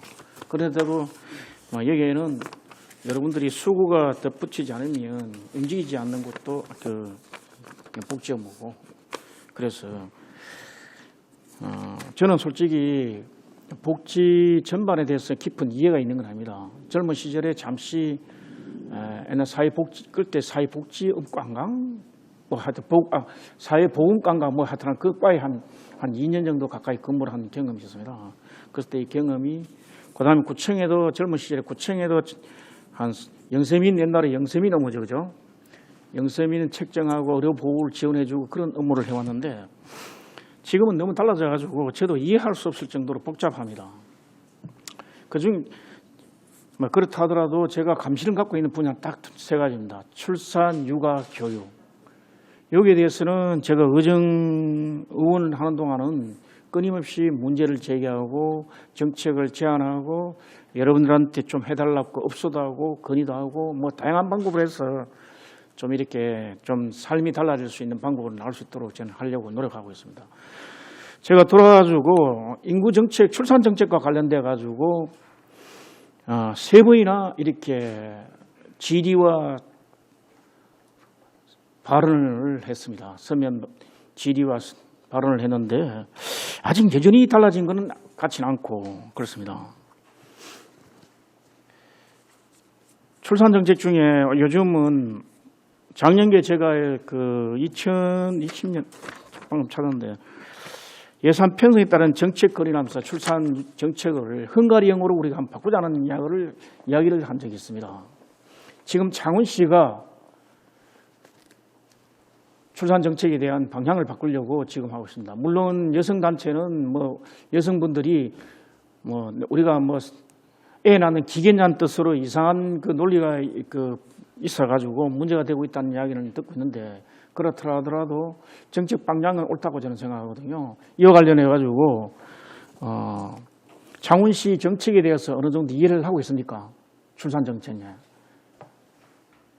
국장님 아니면 복지인구 가장 정책 말씀할 때 관계없습니다. 네, 작년에도 의원님께서 헝가리식 예. 출산 정책 지원을 말씀하셨는데 저희도 부시장님 주제로 고민을 많이 했습니다. 그리고 이제 그게 헝가리식 정책이 일단 신혼부부에게 일단 우리 예산으로 치면 거기는 뭐 4천만 원에 우리로 한치만 1억 정도 될 걸로 저희는 보고 그다음에 이제 또 한 명을 낳으면 일단 50% 탕감해주고 자녀를 한 3명 이상 낳으면 전액을 다 지원해주는 그런 제도인데 예, 맞습니다. 그게 저희도 사실 고민을 많이 했고요. 그래서 우선 시작한 게 일단 그 공공임대주택을 저희가 보유하고 있는 공공임대주택이라도 먼저 시작을 해보자 해서 올해부터 이제 그 혼인기간이 10년 이내인 신혼부부에게 일단 임대료를 지원해주는 정책을 먼저 시작했습니다. 일단 그 정책에 대해서는 지난번 내가 5분 발언하면서 좋은 정책이라고 저는 인정하고 칭찬했습니다. 근데 그 정책이 출산 정책의 일환은 맞습니다. 그죠? 청년주택이 다 맞물려 있기 때문에 맞는데 그래도 많은 세대가 돌아가지는 않아요. 820 몇 세대밖에 안 되는 걸 알고 있습니다. 그죠? 맞죠? 맞습니다. 그렇다면 큰 정책의 방향을 불러일으키기에는 아직 외침이 적어요. 저는 뭐 이게 울산시가 우리 재정 부담을 이렇게 못 견딜 정도로 아니라고 저는 생각합니다. 창원시가 설계하고 있는 이 정책이 일시에 우리가 주는 게 아니거든요. 돈을 생애 주기별로 나눠가지고 이렇게 나가기 때문에 큰 돈 그렇게 많이 안 든다고 저는 생각합니다. 뭐 결혼하면 창원시 1억 원을 대출을 이렇게 합니다. 그죠? 대출하면 이자를 지원해주고 그다음에 두 자녀 넣을 때면 대출 원금을 30% 이렇게 원금을 30% 탕감해줍니다. 그다음 세 자녀 넣을 때는 전액 다 탕감해버리고 이렇게 하는 정책인데 우리가 출산 정책에 대해서는 이제는 방향을 좀 바꿔야 된다고 생각해요. 여러분들이 낸 자료에도 보면 끊임없이 보고 있잖아요. 울산의 위기라고 누구나 지금 다 인식하고 있는 게 출산 인구 유출입니다. 동의하지, 그죠? 창원시도 인구가 지금 104만까지 내려갔어요. 우리보다 좀 많았는데 내려갔습니다. 이 정도로 창원시도 급박함을 느끼고 절박함을 느끼고 있는 겁니다. 이게 정책을 나올 때. 우리는 아직도 여전히 땜질식의 수준은 뭐 조금씩 이렇게 점진적으로 처방하다 보니까 그렇게 효과가 별로 안 난다고 저는 생각하고 있거든요. 여러분 오늘 제시한 통계 자료도 보면 이 앞쪽에 뭐 인구 출생, 그죠? 인구수 3년, 5년간 6년, 10년 내면 아마 2012년부터 그냥 내리막일 건데 3페이지 보시면 않습니까? 출생 현황하고 인구 유출하고 보면 끊임없이 울산시가 지금 내리막길로 걷고 있다냐고. 산업 지수도 별로 안 좋은 데다가 인구까지 이렇게 줄어들고 있을 간에 다 위기의식을 느끼고 있어요. 만약 100만 명이 무너지면 우리는 도시 우리가 어떻게 바뀝니까? 광역시가 계속 될 수 있습니까? 100만이 무너지면. 의원님, 뭐 정책이 어떻게 100만이 무너져도 광역시 지위가 존재되는지 안 되는지는 모르겠는데 이런 부분은 뭐 의원님께서 말씀하시는 부분에 사실 저희들도 공감을 하고 있고 시 정책적으로 보면은 50년 뒤를 보면은 지금 인구 추세를 보면은 60만도 무너진다고 이렇게 지금 되어 있습니다. 저희들 울산시에 각종 인프라 이렇게 지금 팍 만들고 있는데 그 만들어 놓으면은 사용할 사람이 없는데 그 만들면 뭐하냐는 지금 이런 논리까지 나오는 겁니다. 그래서 맞습니다. 예, 의원님께서 지금 저희들이 걱정하는 게 여러분들 울산시가 100만 이하로 늦으면 급격하게 더 빨리 과속화될 것이라 저는 지금 생각하고 있는데 지금 우리의 정책 방향을 이제 바꿔야 됩니다. 예? 모든 걸 출산 인구와 관련된 이 부분에 예산도 투입해야 될 뿐만 아니고 행정력주의에 더 집중해야 되는데 이제 땜질식의 뭐 이렇게 손질해 나가는 게 아니고 출산 정책을 한번 대폭 이렇게 획기적으로 이렇게 변화가 있어야 된다 저는 생각하고 있거든요. 그에 대해서 한번 고민을 깊이 해 주셔가지고 뭐 창원시는 이제는 방향을 이제 제대로 잡고 나간다고 나는 느끼고 있습니다. 솔직히 얼마나 절박하면 이런 정책까지 나왔겠냐 하는 다시 한번 우리 그 인구와 관련된 정책을 한번 깊이 한번 생각을 해 주시길 꼭 부탁드리고요. 그다음에 두 번째 사회 서비스원과 지금 어느 정도 준비돼 가고 있습니까? 사회 서비스원은 지금 뭐 용역 단계에 있습니다. 지금 용역 단계인데 그럼 용역이 나오면 바로 설립을 해가는 건 아닙니까? 그 이제 용역 결과를 가지고 이제 단체들하고 해서 올해 안으로 이제 저희들이 설립하려는 계획은 수립을 하고 있습니다. 하고 있죠. 그런데 이게 대한 또 반발도 만만치 않습니다.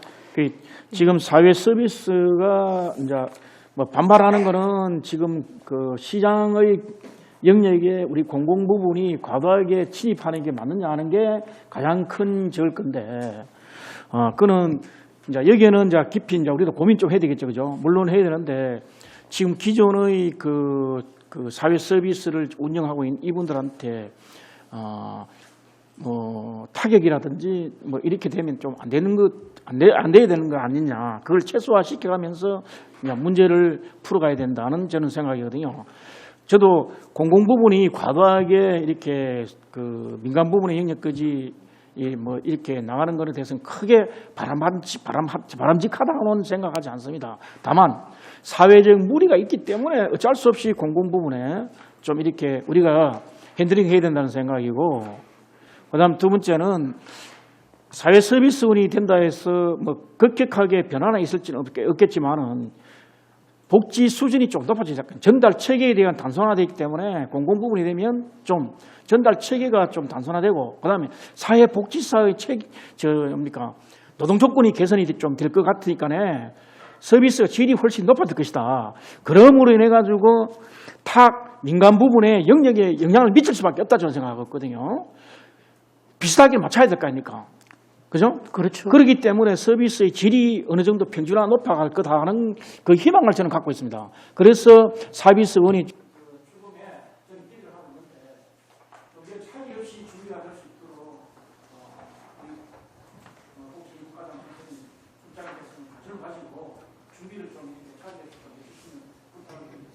예, 저희들도 이게 뭐 우리 뭐 국정과제로서 2022년까지 이제 설치 마무리하도록 이렇게 국정과제로도 이렇게 선정이 되어 있습니다. 그래서 저희들은 이제 올해 이걸 이제 마무리하려고 하는데, 뭐 어떻게 생각을 하면은 또 이게 또 옥상옥이라는 또 말도 있고, 결국은 이게 이제 공공이 이제 개인적인 우리 같으면 뭐 보육원 개인 업체 하시는 이제 그런 분들 인건비하고 이제 사회 서비스원에 들어온 그 인건비가 차이가 또 날 겁니다. 이렇게 되면은 아까 우리 장현호 의원님께서 말씀하시는 단체는 개인이 되는 지원이 안 되고 복지시설은 25만 원 지원하던 이런 게 지금 사회 서비스원이 생기면은 이런 시설이 또 생기게 되는 겁니다.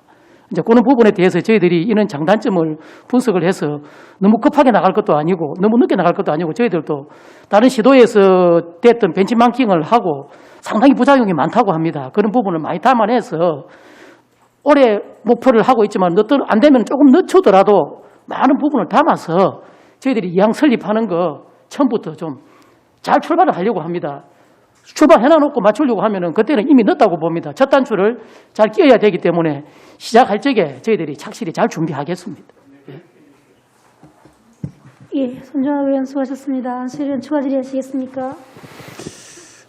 예, 제가 복지인구정책과장님 아까 뭐 질의하다 중단됐는데, 사실 그 인구정책이 참 중요한데 우리 출산율을 높이기 위해서 출산 지원금 사업이 있잖아요. 이거를 뭐 보니까 뭐 10만 원, 50만 원, 100만 원에 돼 있던데, 사실 이 출산율 이 지원금이 이 다른 지자체도 저 한번 봤는데 이 실질적으로 이 지원이 현실화할 수 있도록 좀 금액을 다른 어대 지원 정책을 좀 좀 여러 가지 정리해서 이 출산율을 높이기 위해서 이 출산율 가정에 좀 지원금이 좀 현실성이 있게끔 좀 금액이 좀 너무 좀 적다. 형식에 치우친다. 이렇게 봐지거든요. 앞으로 요것도 좀 고민 좀 검토해가지고 좀 다른 지자체하고도 또 형평성이 또 참고해 주시고 이렇게 현실성이 있는 그런 지원 사업이 돼야 되지 않겠나 이렇게 봐집니다. 그렇게 좀 해 주시기를 좀 검토해 주시길 바라고요. 그 다음에 우리 장애인 복지과장님. 예. 지금 업무보고서 40페이지에 보면은 시각장애인 복지관 및 점자도서관 신축 이전 사업이 있습니다. 이 지금 장소가 야암지구 공동주택 사업 부지 내에 이제 신축 계획이 되어 있는데 이거 지금 공공지원 민간 임대주택 공급 촉진지구 지구 단위 계획 승인을 받아야 되는데 아직까지 승인을 못 받았거든요. 네네. 그런데 이거 승인도 받기 전에 이 사업 계획서를 올리도 되는 겁니까? 예, 안수일 부의장 질의에 답변드리도록 하겠습니다. 이게 최근에 야암지구가 논란에 대해서 저희들도 참 곤혹스럽기는 한데, 시각장애인 복지관 이전은 벌써 수년 전부터 이제 준비를 해왔던 사항이었고, 그 와중에 2019년도에 이제 야암지구 공동주택이 계획이 이제 이렇게 발표가 되면서 저희들은 그 지역에 가면 좋겠다라는 이제 계획을 가지고 장기적으로 추진하고 있는 그런 상황입니다. 사실 최근 이런 논란 때문에 어떻게 해야 될지 고민스럽기는 하지만은 담당 부서에서는 이 지역에 대한 어떤 공공시설 용지에 대한 어떤 합의 내지 의견을 물어봐도거든요. 그래도 우리 만약에 이제 정상적으로 추진이 된다라고 하면은 이 지역에 저희들은 이제 가고 싶다라고 이제 의견을 밝혔고 갔으면 좋다는 그런 바람을 가지고 추진을 하고 있는 그런 상황입니다. 그리고 지금 국토부로부터 이 사업계획 승인을 받아야 되는데 아직 승인도 받지 못했습니다. 그래서 이 사업계획서를 올리는 게 적절한지 그래서 한번 물어봤고 차후에 이 사업계획 승인 나지 않는다면은 차후 후속 대책을 또 세워야 되지 않겠나 이렇게 봐지거든요. 예, 위원님 그렇지 않아도 저희들이 만약실에 이런 문제가 생긴다면은 부지 선정, 재선정 작업에 들어갈 겁니다.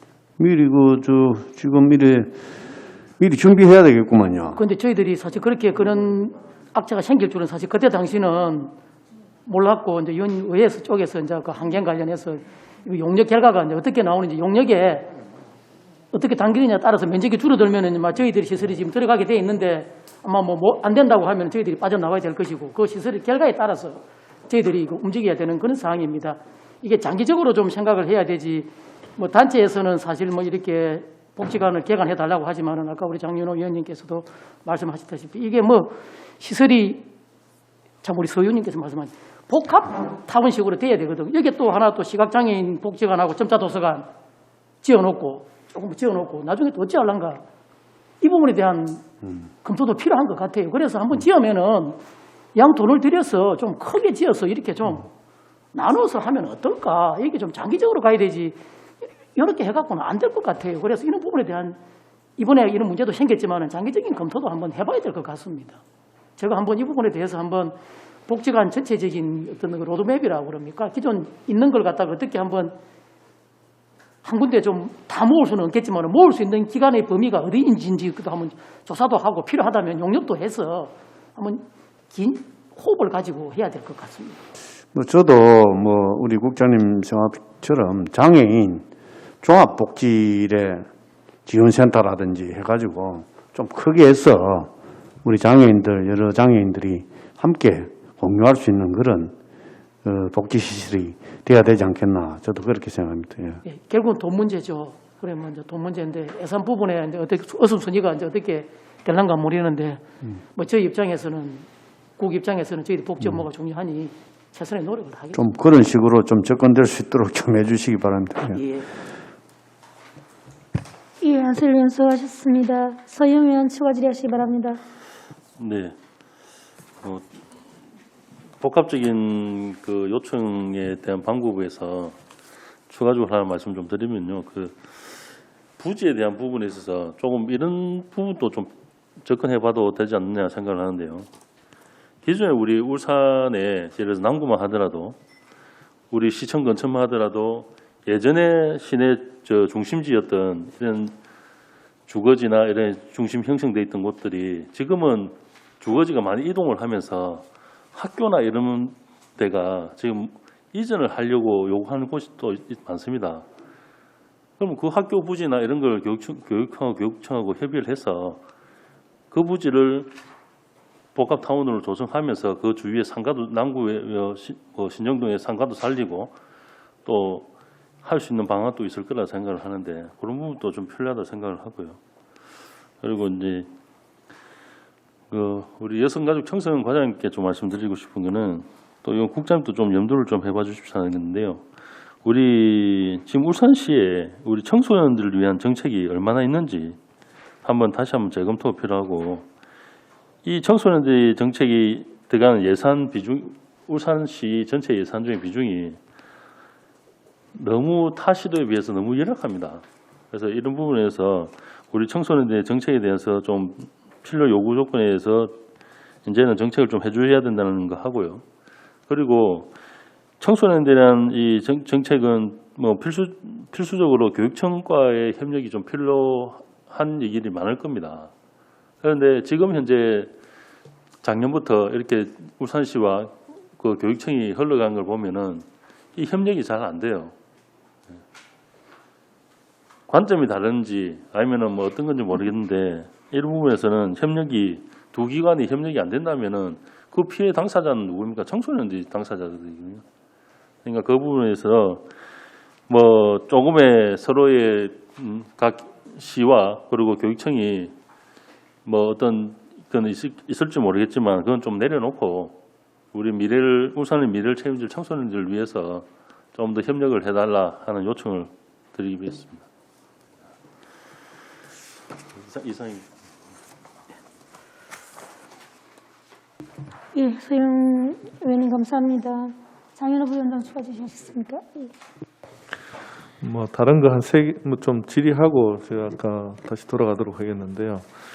그 출산민 육아 지원 사업 중에 보니까 여기 미혼모에 관련된 지원 사업이 있는지 혹시 답변 좀 해주시겠어요? 네, 여성가족청소년과에서 답변 드리도록 하겠습니다. 네, 미혼모에 대한 이제 사업들은 저희 부서에서 하고 있습니다. 미혼모들이 정책이 제일 처음에 출산, 그 다음에 육아 지원, 그 다음에 이제 주거 지원 사업들이 크게 세 가지로 나눌 수가 있습니다. 미혼모들이 출산을 했을 경우에 그 지원을 그 보호시설에서 출산을 돕고 거기서 여러 가지 병원비라든지 육아를 키울 수 있도록 하는 보호시설이 있습니다. 그리고 자, 과장님 잠시만요. 네. 현황은 파악이 돼 있나요? 예? 이 미혼모 관련된 사업에 대한 현황을 다 파악해서 그 예. 자료를 좀 제출해 주세요. 예, 알겠습니다. 네, 일단 그걸로 가름할게요. 네. 예, 그 보고 나서 추후에 다시 이야기를 하시는 걸로 하겠습니다. 예. 또 한 가지는 양성평등 정책과 관련해서 여기 사업 보면 공무원 대상 성인지 교육이 있습니다. 예. 작년에 그 성폭행 관련 그 피해 신고 설문조사를 한 걸로 알고 있는데요. 이 부분이 저는 이제 성인지 교육도 중요하지만 이렇게 설문지 조사 이게 정기적인 조사의 필요하다고 생각하는데 혹시 어떻게 생각하시는지? 설문조사. 네. 교육도 중요하지만 이런 설문조사가 필요하다. 정기적으로. 어떻게 생각하세요? 네, 필요하다고 생각을 하고 있습니다. 예. 네, 저희들이 올해도 예. 여가부에서 예.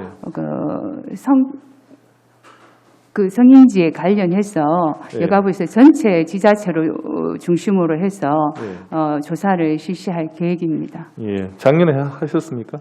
작년에는 예, 했습니다. 그리고 이전에 밝혀진 내용에 대한 조치 내용이 있습니까?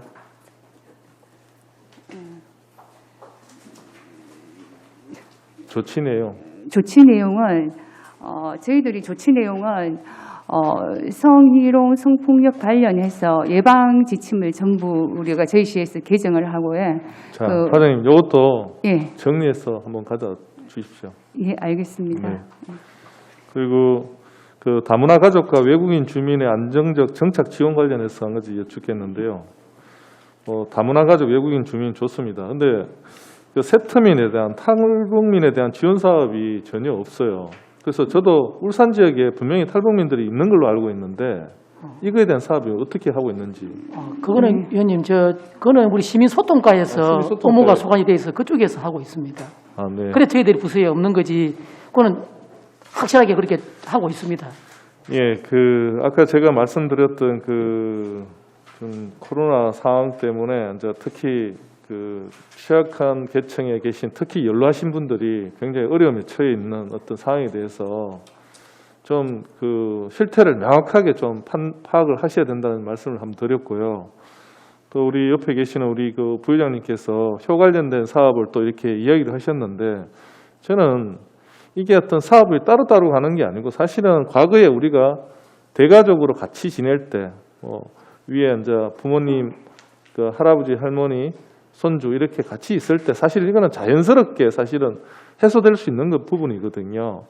따로따로 살다 보니까 효 관련된 것도 교육시켜야 되고 참 어떻게 보면 좀 안타까운 상황인데요.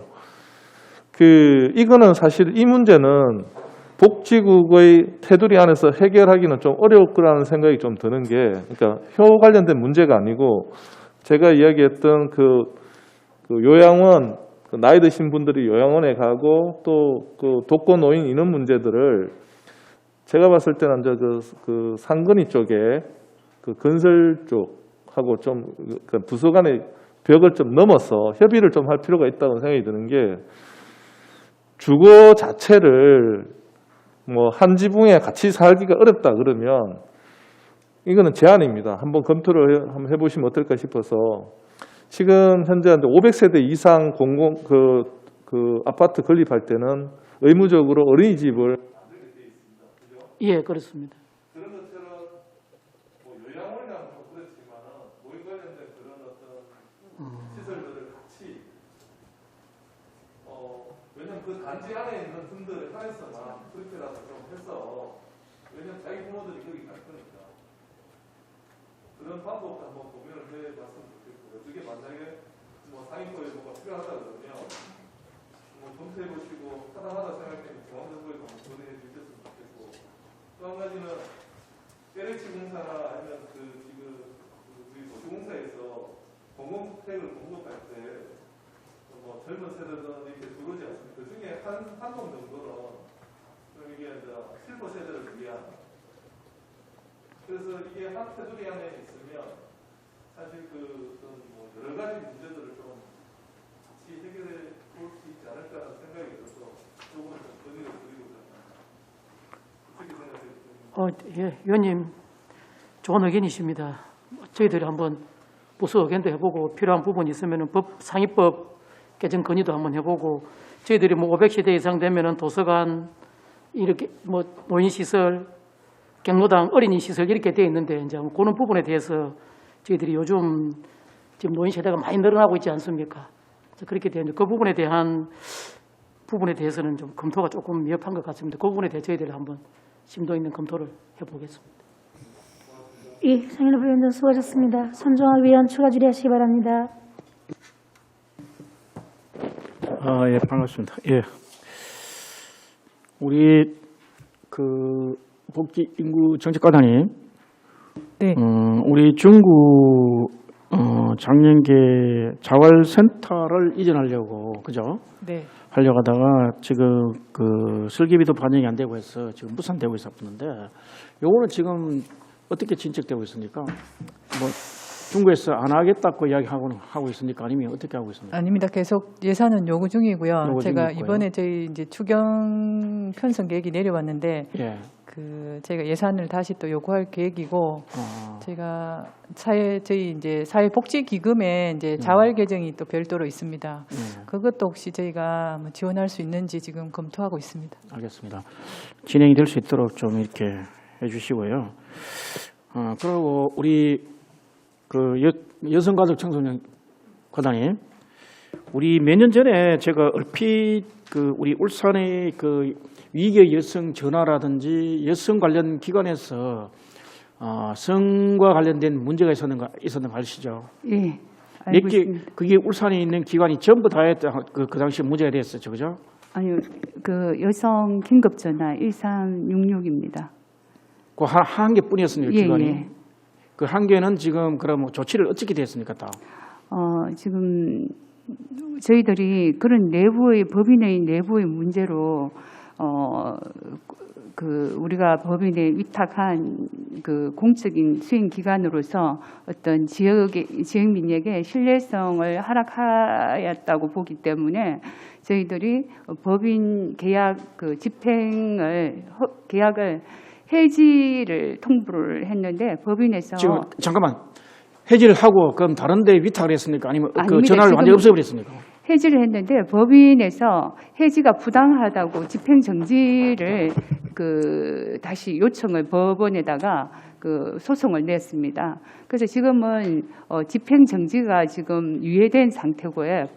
자, 그럼 유예됐으면 그 여전히 그럼 그때 그 사람들이 그에서 근무를 하고 있네, 그죠? 예. 그러면 또 재발 가능성 없습니까? 그래서 지금 저희들은 계속 1심에서는 이제 승소를 하고 2심에서도 승소하고 지금 3심 대법원 판결을 계약 해지에 대한 대법원 3심을 지금 결과를 기다리고 있습니다. 아직 결과를 안 나타났고. 네, 3월 중에 지금 결과가 나올 좀 거네요. 날 예정입니다. 그러면 1심, 2심 다 이겼으면 우리가 승소할 가능성이 높다는 이야기인데, 그죠? 네. 뭐 특별한 변수가 있지 않고는 아마 가능할 것 같은데, 그러면 이와 관련된 별도의 그 대안을 어떻게 갖고 있습니까? 네, 그렇게 되면은 이제 결과에 따라서 저희들이 아니, 결과가 우리가 이겼다 하면 어떻게 대안을 갖고 있습니까? 네, 새로운 법인을 위탁 공고를 해서 찾을 겁니까? 예, 새로운 법인을 위수탁 계약을 체결할 알겠습니다. 계획입니다. 또 한 가지요. 행자위 있을 때 제가 울산시 공무원들의 그 성인식과 관련된 충격적인 보고서를 보고 그때 결과가 아마 울산시 전체 뉴스도 나오고 아마 했을 겁니다. 그죠? 알고 계시죠? 네. 자, 성과 관련된 거는 우리 그 여성가족 청소년과에서 지금 운영을 하고 있는데 지금 이 이후에 후속된 조치를 저희들 별로 보고서를 받아본 적이 없습니다. 저희들이 지금 후속 조치로는 그 사건의 결과로 설문조사 결과로 조치 사항은 저희들이 성희롱 성폭력에 대한 예방 지침을 우리 시에 전부 개정을 하고요. 그다음에 외부 옴부즈만 상담 전문가들을 두 분을 위촉을 했습니다. 그리고 자체의 고충 상담 창구도 운영을 하고 있고요. 그다음에 노조실 공무원 노조실 사무실 내에 상담 창구도 운영을 하고 있고, 그다음 저희들이 고충위원회를 새로 구성을 해서 6분으로 부시장님이 위원장님으로 하여서 6분을 고충 상담 위원회를 또 구성을 하였고, 나름대로 저희들이 잠깐만요. 공무원들 고충위원이 처음 다 공무원들인데. 아니 외부의 변호사님도 계시고 여러분 상담사도 계시고 전문가분들도 같이 구성을 해서 6분으로 구성을 하였습니다. 그래서 저희들이 할 수 있는 조치는 그 이후에 조사한 거는 금년에 여가부에서 전 지자체의 대상으로 다시 설문조사가 있을 계획입니다. 예, 아직은. 예. 추가 진행실 위원 계십니까? 손정우 한 번 더 하시겠습니까? 이어서 질문을 하나, 5분까지는 필요 없고요. 지금 좀 부끄러운 이야기였지만은, 그 과거에 우리가 울산시의 성에 관련된 그죠 인식의 단면이 그때 드러나는 건데 저도 솔직히 부끄러웠고 아마 울산 공무원 여러분도 다 똑같은 느낌을 갖고 있었을 겁니다. 지금 성이란 게 이렇게 우리가 생각하는 과거의 우리의 그 직장 문화라 가지고는 그 이해할 수 없는 그런 거였는데 이제는 달라진 환경에 적응해야 되거든요. 그 이후에 대응이 이렇게 저는 보면서 아직도 우리 뭘 설치하고 했다는 것밖에 없습니다. 지금 저한테 이야기하는 거, 그죠? 위원회 구성해가지고 상담소 그런 것도 중요하지만은 저는 우리 인식을 바꿀 수 있는 우리 직장 문화를 어떻게 바꿨는지 그게 듣고 싶었는데 그런 건 전혀 없네요. 신고 아무리 할 수 있는 분위기가 이렇게 되어 있다 하더라도 그건 어느 한계가 있는 게 직권 상사가 저지른 문제를 그 위원회 가서 이렇게 말한다는 게 굉장히 쪼직한데 문화를 이 직장 내에서 여성 우리 그 가족 청소년과에서 이걸 어떻게 바꿔가는 그런 건 대해서는 저는 저한테 보고한 적 없습니다. 지금. 위원님, 제가 조금 예. 설명을 좀 드리겠습니다. 사실은 그 결과를 가지고 우리 시청 전 공무원들, 여성 공무원들뿐만 아니라 남성 공무원들이 충격을 받았습니다. 그 충격으로 인해서 저는 교육이 필요 없을 정도로 그 결과를 가지고 모든 공직자들이 어떻게 하면은 내가 지금까지 했던 행동에 대해서 뒤돌아보게 되었고 이 설문조사가 잘못된 거 아니냐, 설문조사가 어떻게 됐나는 이런 자괴감부터 해서 그 남성뿐만 아니라 여성분들께서도 이 결과에 대해서 공무원들의 자존심이 참 표현할 수 없을 정도로 이렇게 좀 됐습니다. 그래서 이 문화는 개별적으로 누가 만들어지는 저는 문화가 아니라고 봅니다. 지금 다 올라오면 젊어서 커서부터 이런 사회 분위기가 이래 성 관련 이런 부분에 대해서는 지금 언론이라든지 이런 부분에 대해서 자기가 스스로 절제되지 않고 안 하면은 문제가 발생되는 것입니다. 그래서 이거 직장 내에 이렇게 바꾸자, 이렇게 하자 해서 되는 문제는 아니고 그건 개인 자질적인 문제라고 저희들은 봅니다. 소양의 문제고. 그런 부분이 있다면 과감하게 도려내서 이렇게 한 명, 두 명 보여주는 것이 문화가 아니겠냐, 저는 그렇게도 나름대로 생각을 해봅니다. 일부는 저는 동의하는데요. 직장 내에는 그 상사와 그다음에 그 지원 간의 그 보이지 않는 긴장과 그죠? 과거의 생활로 인한 과거의 가족 문화죠, 그죠? 그런 문화로 해가지고 알게 모르게 상대에 대해 상처를 줄 수밖에 없는 그런 행위가 있었는데 그걸 용감하게 이렇게 표출하는 그런 제도적인 기구 이런 게 없었다 그런 것도 있었지만은 그보다도 생활 문화를 우리 직장 내의 조직 문화를 이제 바꿔가야 된다. 동등한 문화를 바꾸고 성과 성에 대한 어느 정도의 건기시된 그런 행동은 물론 개인의 자제와 이런 게 있어야 되겠지만은 지금은 모두가 바꿔야 된다는 데는 아마 다 동의를 하고 있을 겁니다. 그죠? 그와 관련해 가지고 끊임없이 사람은 망각의 동물이라고 언제 있었든지 모르고 그리고 음주 문화가 끊임없이 아직도 이어지고 있고 회식 문화가 각 직장 내에 있는데 그런 걸 하면서 다양한 교육이라든지 훈련이라든지 문화적인 이런 게 있어야 될 거라고 생각한다. 상담소 사후 약방문으로 일어나고 난 뒤에 와가 신고하는 무슨 소용이 있습니까? 그 전에 이런 문제가 일어나지 않도록 예방 차원이 더 중요한데 그런 거는 교육과 상사에 대한 교육, 직장 내의 동료 예절 등등 다양한 이런 게 일어나야 안 되겠냐. 오랫동안 교육과 훈련이 축적돼야만이 습관적으로 일어나지 않는 걸 예방할 수 있는 게요. 사람 인지적인 명제하는 성선설이지만 성악설도 있잖아요. 본능을 억누를 수 없는 그런 걸 누르는 거는 교육과 훈련이 해가지고 누릴 수 있는데 그런 것도 주기적으로 반복적으로 있어야 된다 생각하거든요. 그런 걸 여성가족 청소년과에서 좀 해주셔야 되느냐 프로그램을 만들어가면서. 예, 위원님, 저희들이 이 공무원들은 또 교육을 성 관련 교육을 몇 시간 이수 안 하면은 그 평가에 반영이 되기 때문에 이걸 갖다가 안 할 수가 없습니다. 반드시 이수를 해야 되는 과목에 들어가 있고, 요거 직장 내 분위기도 많이 바뀌었습니다. 전에는 식사하고 1차 하고 2차 뭐 노래방 가고 이랬는데 이 제도 자체가 아예 그냥 스스로 그냥 사라졌습니다. 그냥 간단하게 식사만 하고 그냥 가정으로 돌아가고 이런 분위기 자체가 이렇게 이제 정화되는 저희들의 과정이라고 봅니다. 그래서 우리 직장 내에서 끊임없이 우리 부서가 여성 관련 부서를 담당하고 있기 때문에 그런 부분에 대해서 직장 내 발생하지 않도록 교육이라든지 사전 예방에 최선을 다하도록 하겠습니다. 예, 손정아 의원 수고하셨습니다. 더 이상 질의하실 의원 없으십니까? 안수일 의원 질의하시기 바랍니다. 예, 우리 국장님, 지금 국장님 그 업무 보고할 때도 말씀 주셨습니다만은 그 효도관 걸린 문제, 예. 그 교육청에서 비협조적으로 지금 사업 추진이 제대로 진행이 안 되는 것 같는데 사전에 그 전에 어디 협의가 없었습니까? 사전에 그 부분에 대해서는 사실 그 시장님께서도 지금 효문초등학교를 방문하셔가지고 효 관련 그 시설 관계 때문에 현장도 방문을 하시고 그렇게까지 하셨거든요. 그래서 시장님께서도 아마 교육감님한테 말씀을 저는 하신 걸로 알고 있습니다.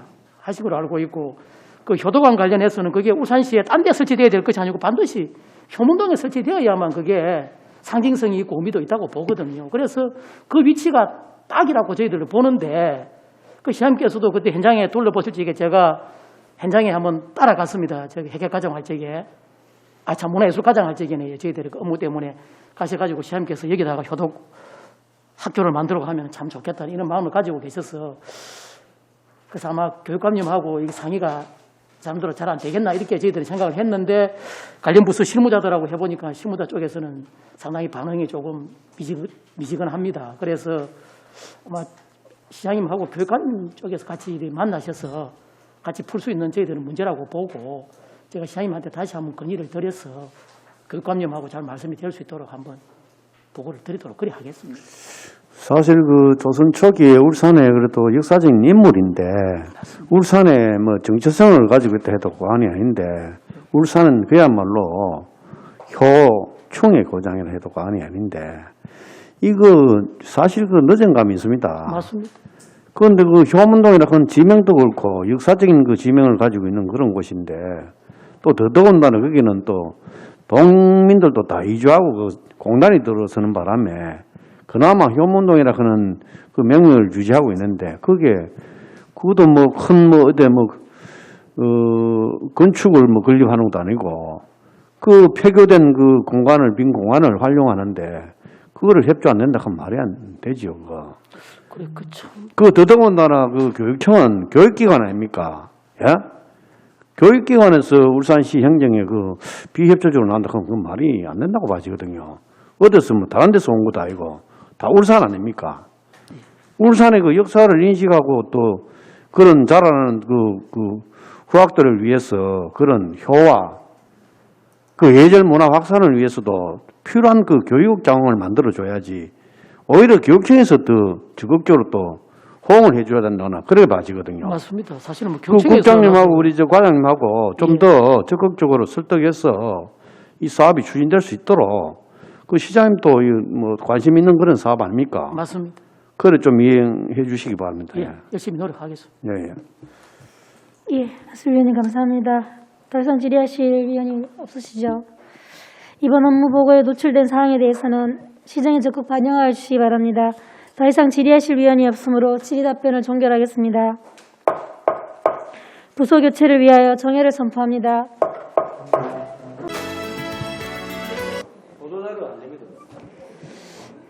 의석을 정돈해 주시기 바랍니다. 성원이 되었으므로 회의를 속기하겠습니다.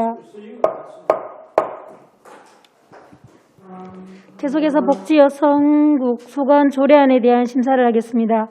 의사일정 제2항 의안번호 제777호 울산광역시 국가보훈 대상자 애우 및 지원에 관한 조례 일부 개정 조례안을 상정합니다. 본 조례안에 대하여 박용락 복지여성국장께서는 발언대로 나오셔서 제안 설명을 해주시기 바랍니다.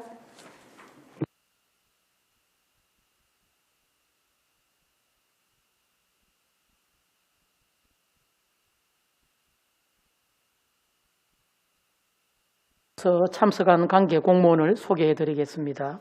최정자 복지인구정책과장입니다. 의안번호 제777호 울산광역시 국가보훈 대상자 예우 및 지원에 관한 조례 일부 개정 조례안에 대한 제안 설명을 드리겠습니다. 먼저 개정 이유 및 주요 내용입니다. 국가를 위하여 희생 공헌한 자의 공훈과 나라 사랑 정신을 널리 떨치고 예우하기 위한 보훈의 달과 보훈 관련 기념일 등의 국가보훈 대상자를 위로 및 격려할 수 있는 맹시적인 근거를 마련코자 합니다. 근거 법규는 국가보훈기본법 제5조 등이 되겠습니다. 개정 조례안은 부침 첨부물을 참고해 주시기 바랍니다. 참고사항으로 시민과 관련 기관 단체의 의견을 듣고자 지난해 11월 12일부터 12월 3일까지 입법 예고 절차를 거친 결과 접수된 의견은 없었습니다. 이상으로 제안 설명을 마치겠습니다. 감사합니다. 박용락 복지여성국장님 수고하셨습니다. 다음은 전문위원께서 검토보고를 해주시기 바랍니다. 전문위원 민덕기입니다. 검토보고 드리겠습니다. 개정 이후 주요 내용 근거 법규는 검토보고서를 참고해 주시기 바랍니다. 검토 의견입니다. 본 개정 조례안은 고령과 질환으로 인해 보호문화 행사 등에 참여할 수 없는 국가보훈 대상자들도 지원이 가능하도록 개정하고자 하는 것으로 개정안이 타당하다고 소개됩니다. 이상으로 검토보고를 마치겠습니다. 민덕기 전문위원님 수고하셨습니다. 본 조례안에 대하여 질의 토론하실 위원께서는 질의 토론하여 주시기 바랍니다. 예, 장윤호 부위원장 질의하시기 바랍니다. 네. 저희는 6.25 사변을 겪은 어떻게 보면 국가로서 사실은 이 보훈의 의미가 남다르게 좀 다가오지 않을까 싶은데요. 제가 예전에 아마 피우진 그 보훈처장님이 그때 그 보훈처장이 되시면서 하신 말씀 중에 기억에 남는 말이 있습니다. 국토방위와 자주국방의 시작은 보훈에서 시작된다라는 말을 하셨는데 처음에 그 말이 뭘까? 사실 저희가 이렇게 보면 가장 가슴 아픈 게 그러니까 비교가 되고 있습니다. 미국이나 이런 나라들은 과거에 6.25 동란 때 그 유해를 아직도 발굴하고 있고 베트남 전쟁 때도 그 미군들의 어떤 유골이나 DNA 분석을 해서 지금도 국가적 차원에서 그 어떤 유골들을 발굴하는 사업들을 하고 있음에도 불구하고 그에 비하면 우리는 사실 한참 많이 부족하지 않을까는 아쉬움이 있습니다. 어쨌든 울산도 사실은 굉장히 보면 국가의 어떤 재난 위기 또 외침에 대해서 굉장히 앞장섰던 그런 분들이 계시는 걸로 알고 있습니다. 비근한 예로 저기 북구에 박상진 의사가 계시고 또 이 거란의 침입을 막아냈던 김치려 장군님도 울산 부인이시더라고요. 여러 이렇게 호국 장군들이 또 울산 출신이 있기에 이 부분에 대해서 더 많이 저희가 여력이 된다면 좀 더 많이 해드리지 못한 것에 대한 아쉬움이 있을 뿐 예우에 대한 부분이 항상 그분들에 대한 그분들이 저희 후손들을 위해서 하신 부분에 대해서는 미치지 못하는 것에 대한 안타까움이 있는 거지 더 이상 제가 드릴 말씀 그뿐입니다. 그래서 여력이 허용되는 한도 내에서 최대한 좀 예우를 더 했었으면 좋겠다는 생각에서 적절하다고 생각이 됩니다. 고맙습니다. 예, 장윤호 부위원장 감사합니다. 질의하실 위원 계십니까? 예, 손정아 위원 질의하시기 바랍니다.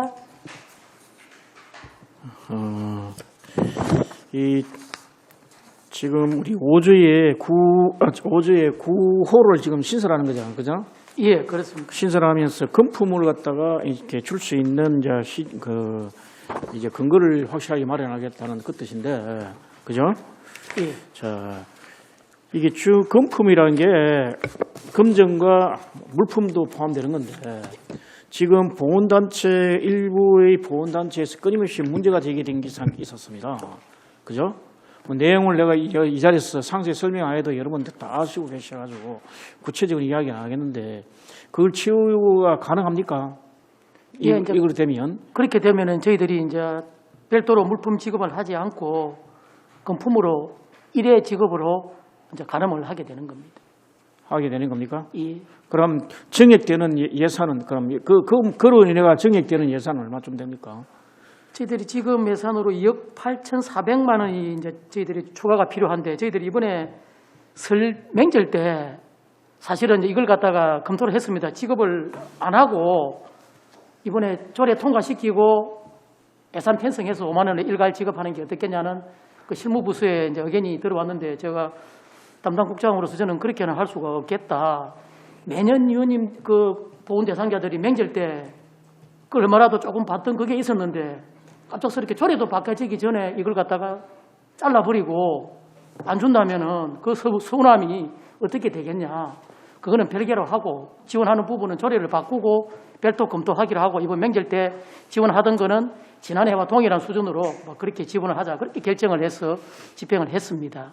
그래서 하면 한 3억 정도 3억 조금 넘을 것 같습니다. 추경을 저희들이 반영을 한다면은 5만 원씩 이렇게 하게 된다면은 저희들이 뭐 5만 원 정도를 지원하는 거로 이렇게 저희들이 추계서를 이렇게는 제출을 했습니다. 이렇게 되면 한 3억 이상 정도 추경에 더 반영을 해야 되는 그런 상황입니다. 저희들이 조례를 바꿔도 뭐 예산 사정이라든지 왜 통과가 되지 않는다면 지원은 뭐 불가능하지만은 설사 올해 못 한다면은 저희들이 당초 예산 가지고 금품만 먼저 지급을 하고 내년부터 예산을 지원하는 방법도 뭐 검토해 볼 수 있습니다.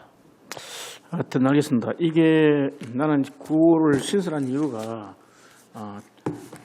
시 대상자분들한테 그 투명성을 높이겠다는 그 뜻으로 난 받아들였는데 그게 맞는지 안 맞는지 모르겠습니다.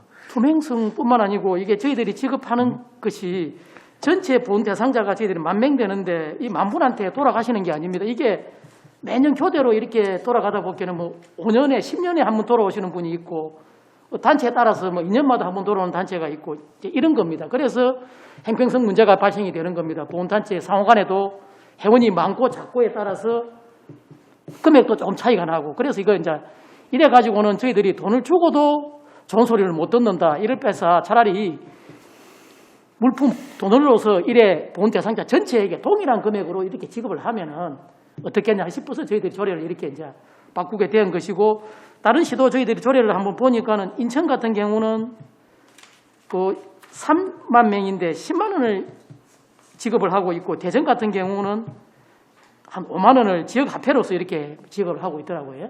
저희들도 이게 이제 만약에 돈을 지급하게 된다면은 현금으로 줄지 예를 들면 뭐 지역 화폐로 할지 이런 부분은 세부적으로 별도로 이제 정할 수 있는 사항이 됩니다. 또 물품으로 하다면은 물품을 뭐 5만 원치를 금액이 5만 원이나 5만 원치를 사서 지역 경제 활성화를 위해서 이렇게 또 나눠주는 방법도 되고. 이 물품 전달에 문제가 있었기 때문에 투명성을 높이기 위해 가지고 여러 가지 그 회원들이 요구가 있었기 때문에 이건 물품보다는 일괄 금전으로 지급해서 이렇게 정리하는 게 가장 바람직한 거로 저는 생각합니다. 개인의 계좌를 지금 신청받아서 그 계좌에 뭐 자기가 원하는 물품 뭐 어떤 똑같은 뭐 사람들이 다 같이 안 끼고 돈을 주면 자기가 선택할 수 있으니까 그렇게 할 수 있는 방법을 찾아서 했으면 좋겠다는 이야기를 드리고 싶습니다. 저는 이상입니다.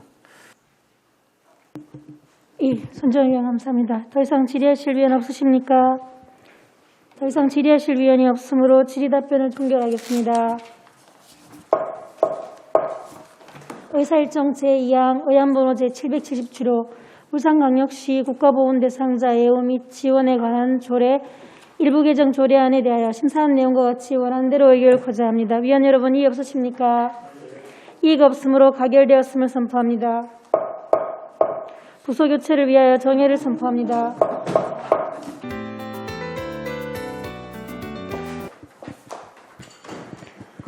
성원이 되었으므로 회의를 속기하겠습니다.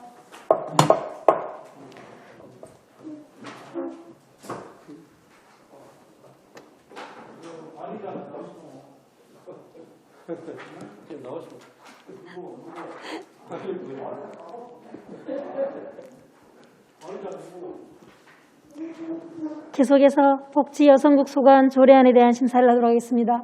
의사일정 제3항 의안번호 대 775호 울산광역시 가출 청소년 보호 및 지원에 관한 조례안을 상정합니다. 본 개정 조례안을 대표 발의한 안수일 의원께서는 발언대로 나오셔서 제안 설명을 주시기 바랍니다.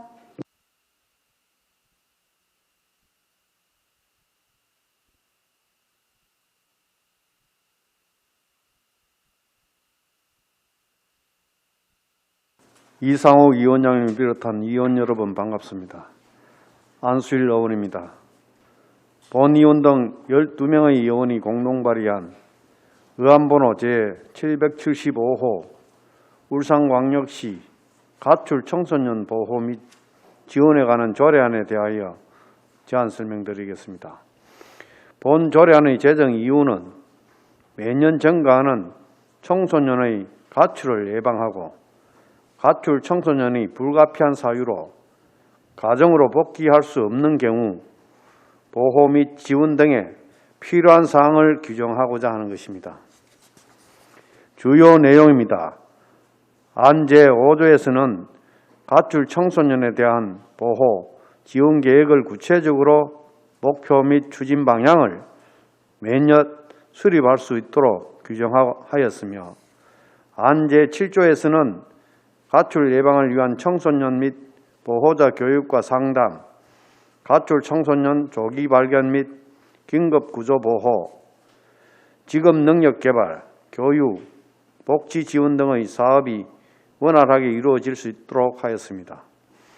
안 제8조에서는 청소년 복지 시설을 설치하고 효율적으로 운영할 수 있도록 필요한 사항을 규정하였으며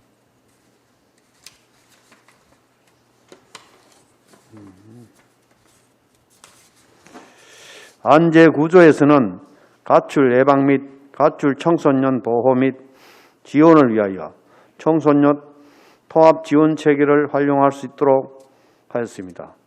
기타 자세한 사항은 배부되어 있는 의안을 참고해 주시기 바랍니다.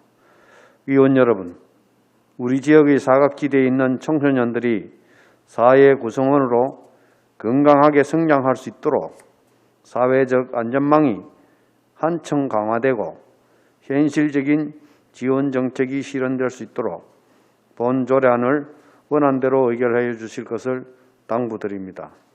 이상으로 제안 설명을 마치겠습니다. 감사합니다.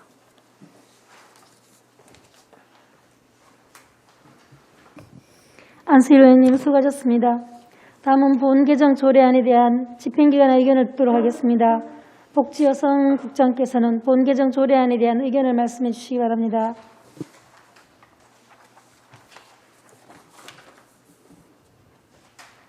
복지여성국장 박용락입니다. 시민의 복지 정진과 행복을 위해 깊은 관심과 배려를 아끼지 않으시는 이상옥 위원장님과 여러 위원님들께 먼저 감사의 말씀을 드립니다. 보고에 앞서 간부 공무원을 소개해드리겠습니다. 송은경 여성가족청소년 과장입니다. 안수일 의원님께서 대표 발의하신 의안번호 제775호 울산광역시 가출 청소년 보호 및 지원에 관한 조례안에 대하여 우리 시의 의견을 말씀드리겠습니다. 의견에 앞서 가출 청소년에 대해 깊은 관심을 가지고 가출 청소년 보호 및 지원에 대한 조례안을 발의해 주신 안수일 위원님을 비롯한 12분의 위원님들께 먼저 감사를 드립니다. 본 조례안은 청소년의 가출을 예방하고 가출 청소년이 불가피한 사유로 가정으로 복귀할 수 없는 경우 보호 지원 등의 필요한 사항을 규정하고자 하는 것으로 주요 내용은 가출 청소년 보호 지원 계획 수립과 시행, 실태 조사의 실시, 청소년 복지 시설 설치 운영 등을 규정하고 있습니다.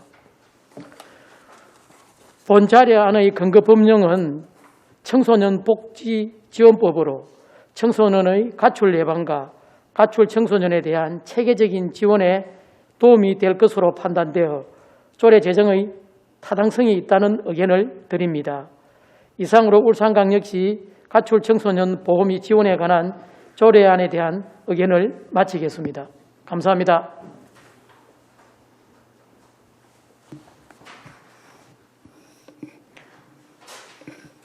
박용락 국장님 수고하셨습니다. 다음은 전문위원께서 검토 보고를 해주시기 바랍니다.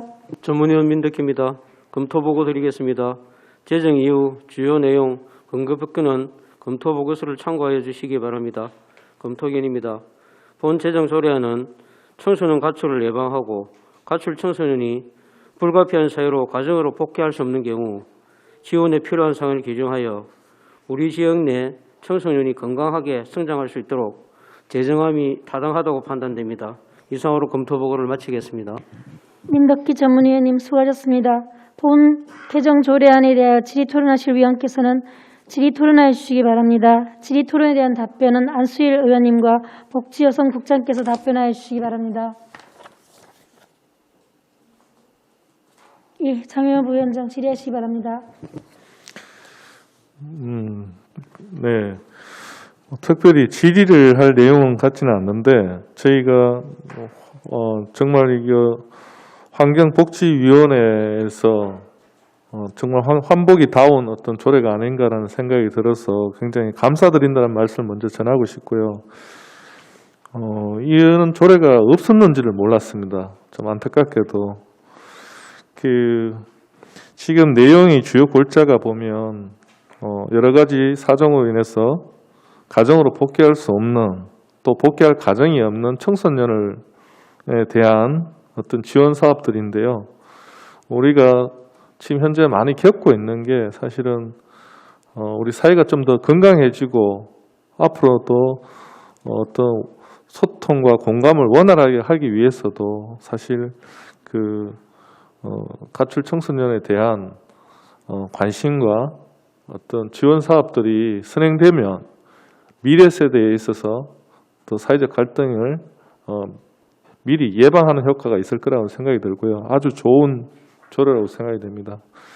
의원님 발의해 주신 안수일 의원님 정말 수고 많이 하셨고요. 고맙습니다. 예, 장현우 부위원장 감사합니다. 더 이상 질의하실 위원 없으십니까? 예, 손정학 의원 질의하시기 바랍니다. 저도 먼저 조례에 대한 질문이 아니라 우리 안수일 의원께서 우리 밖에 있는 가출 청소년에 대한 따뜻한 시각을 가지고 이렇게 조례를 만들어 주신 데 대해서 굉장히 고맙게 생각하고 있고요. 집행하는 과정이 이제 이게 잘 돼야 될 텐데 우리 울산에 해마다 발생된 가출 청소년 애들 몇 명 정도 아십니까? 우리 여성가족 청소년 과장에? 네, 우리 시의 가출 청소년은 9세에서 19세까지의 가출 신고 접수 현황을 봤습니다. 네, 경찰청 통계 연보로 인하면은 20년도에는 저희들이 알아본 결과 384명 정도가 되었습니다. 그러니까 해마다 지금 한 300명 넘게 지금 우리 아이들이 학교 적응을 못하고 지금 밖으로 나오고 있어요. 그죠? 네. 가정으로부터 학교로부터 이렇게 적응을 못하고 아니면 그 문제는 여러 가지입니다. 그죠? 네. 가정 내의 화목하지 못한 폭력, 그죠? 경제적 요인 등등 이런 게 어울러 가지고 애들이 밖으로 나올 수밖에 없는데 이 애들에게 지금 울산에 가출을 된 이 학생을 우리가 수용하고 다시 가정으로 돌려볼 수 있는 이런 시설을 갖추고 있는지에 대해서 우리 여성과장, 청소년과장한테 질문드리고 있습니다. 그런 시설은 지금 몇 군데 갖고 있고 어떻게 하고 있습니까? 저희들이 현재 시설은 6개의 일시쉼터 시설이 2개가 있고요. 단기 쉼터 2개, 장기 쉼터 2개 해가지고 총 6개소가 운영을 하고 있습니다. 단기 시설이라는 게 어떤 걸 이야기하는 겁니까? 일시쉼터는 7일 이내에 예. 7일 이내에 머무를 수 있는 공간을 말하고요. 네. 그리고 그 위기 청소년들을 또 관리할 수 있는 긴급하게 위기 청소년 관리할 수 있는 일시쉼터가 하나 있고 또 단기는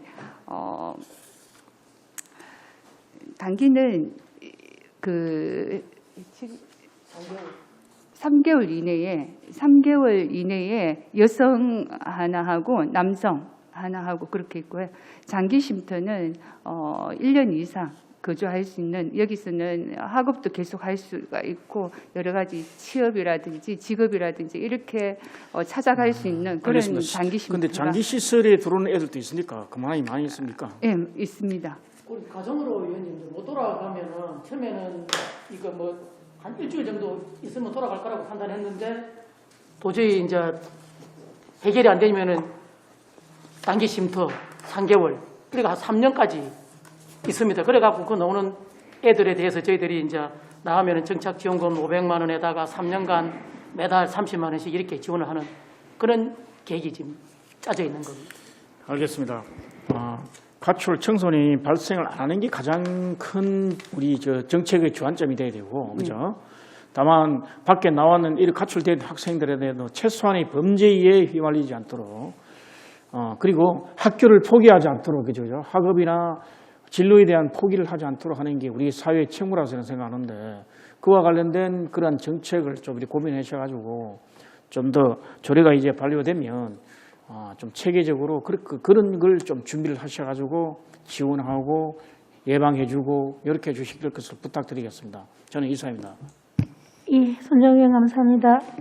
더 이상 질의하실 위원이 없으므로 질의 답변을 종결하겠습니다. 의사일정 제3항 의안번호 대775호 울산광역시 가출 청소년 보호 및 지원에 관한 조례안에 대하여 심사한 내용과 같이 원안대로 의결코자 합니다. 위원 여러분, 이의 없으십니까? 이의가 없었으므로 가결되었음을 선포합니다. 위원 여러분, 그리고 관계공무원 여러분 수고하셨습니다. 2월 24일 10시부터 시민건강국 소관 2021년도 주요 업무 보고와 조례안을 심사하도록 하겠습니다. 이상으로 오늘 의사일정을 모두 마치겠습니다. 사내를 선포합니다.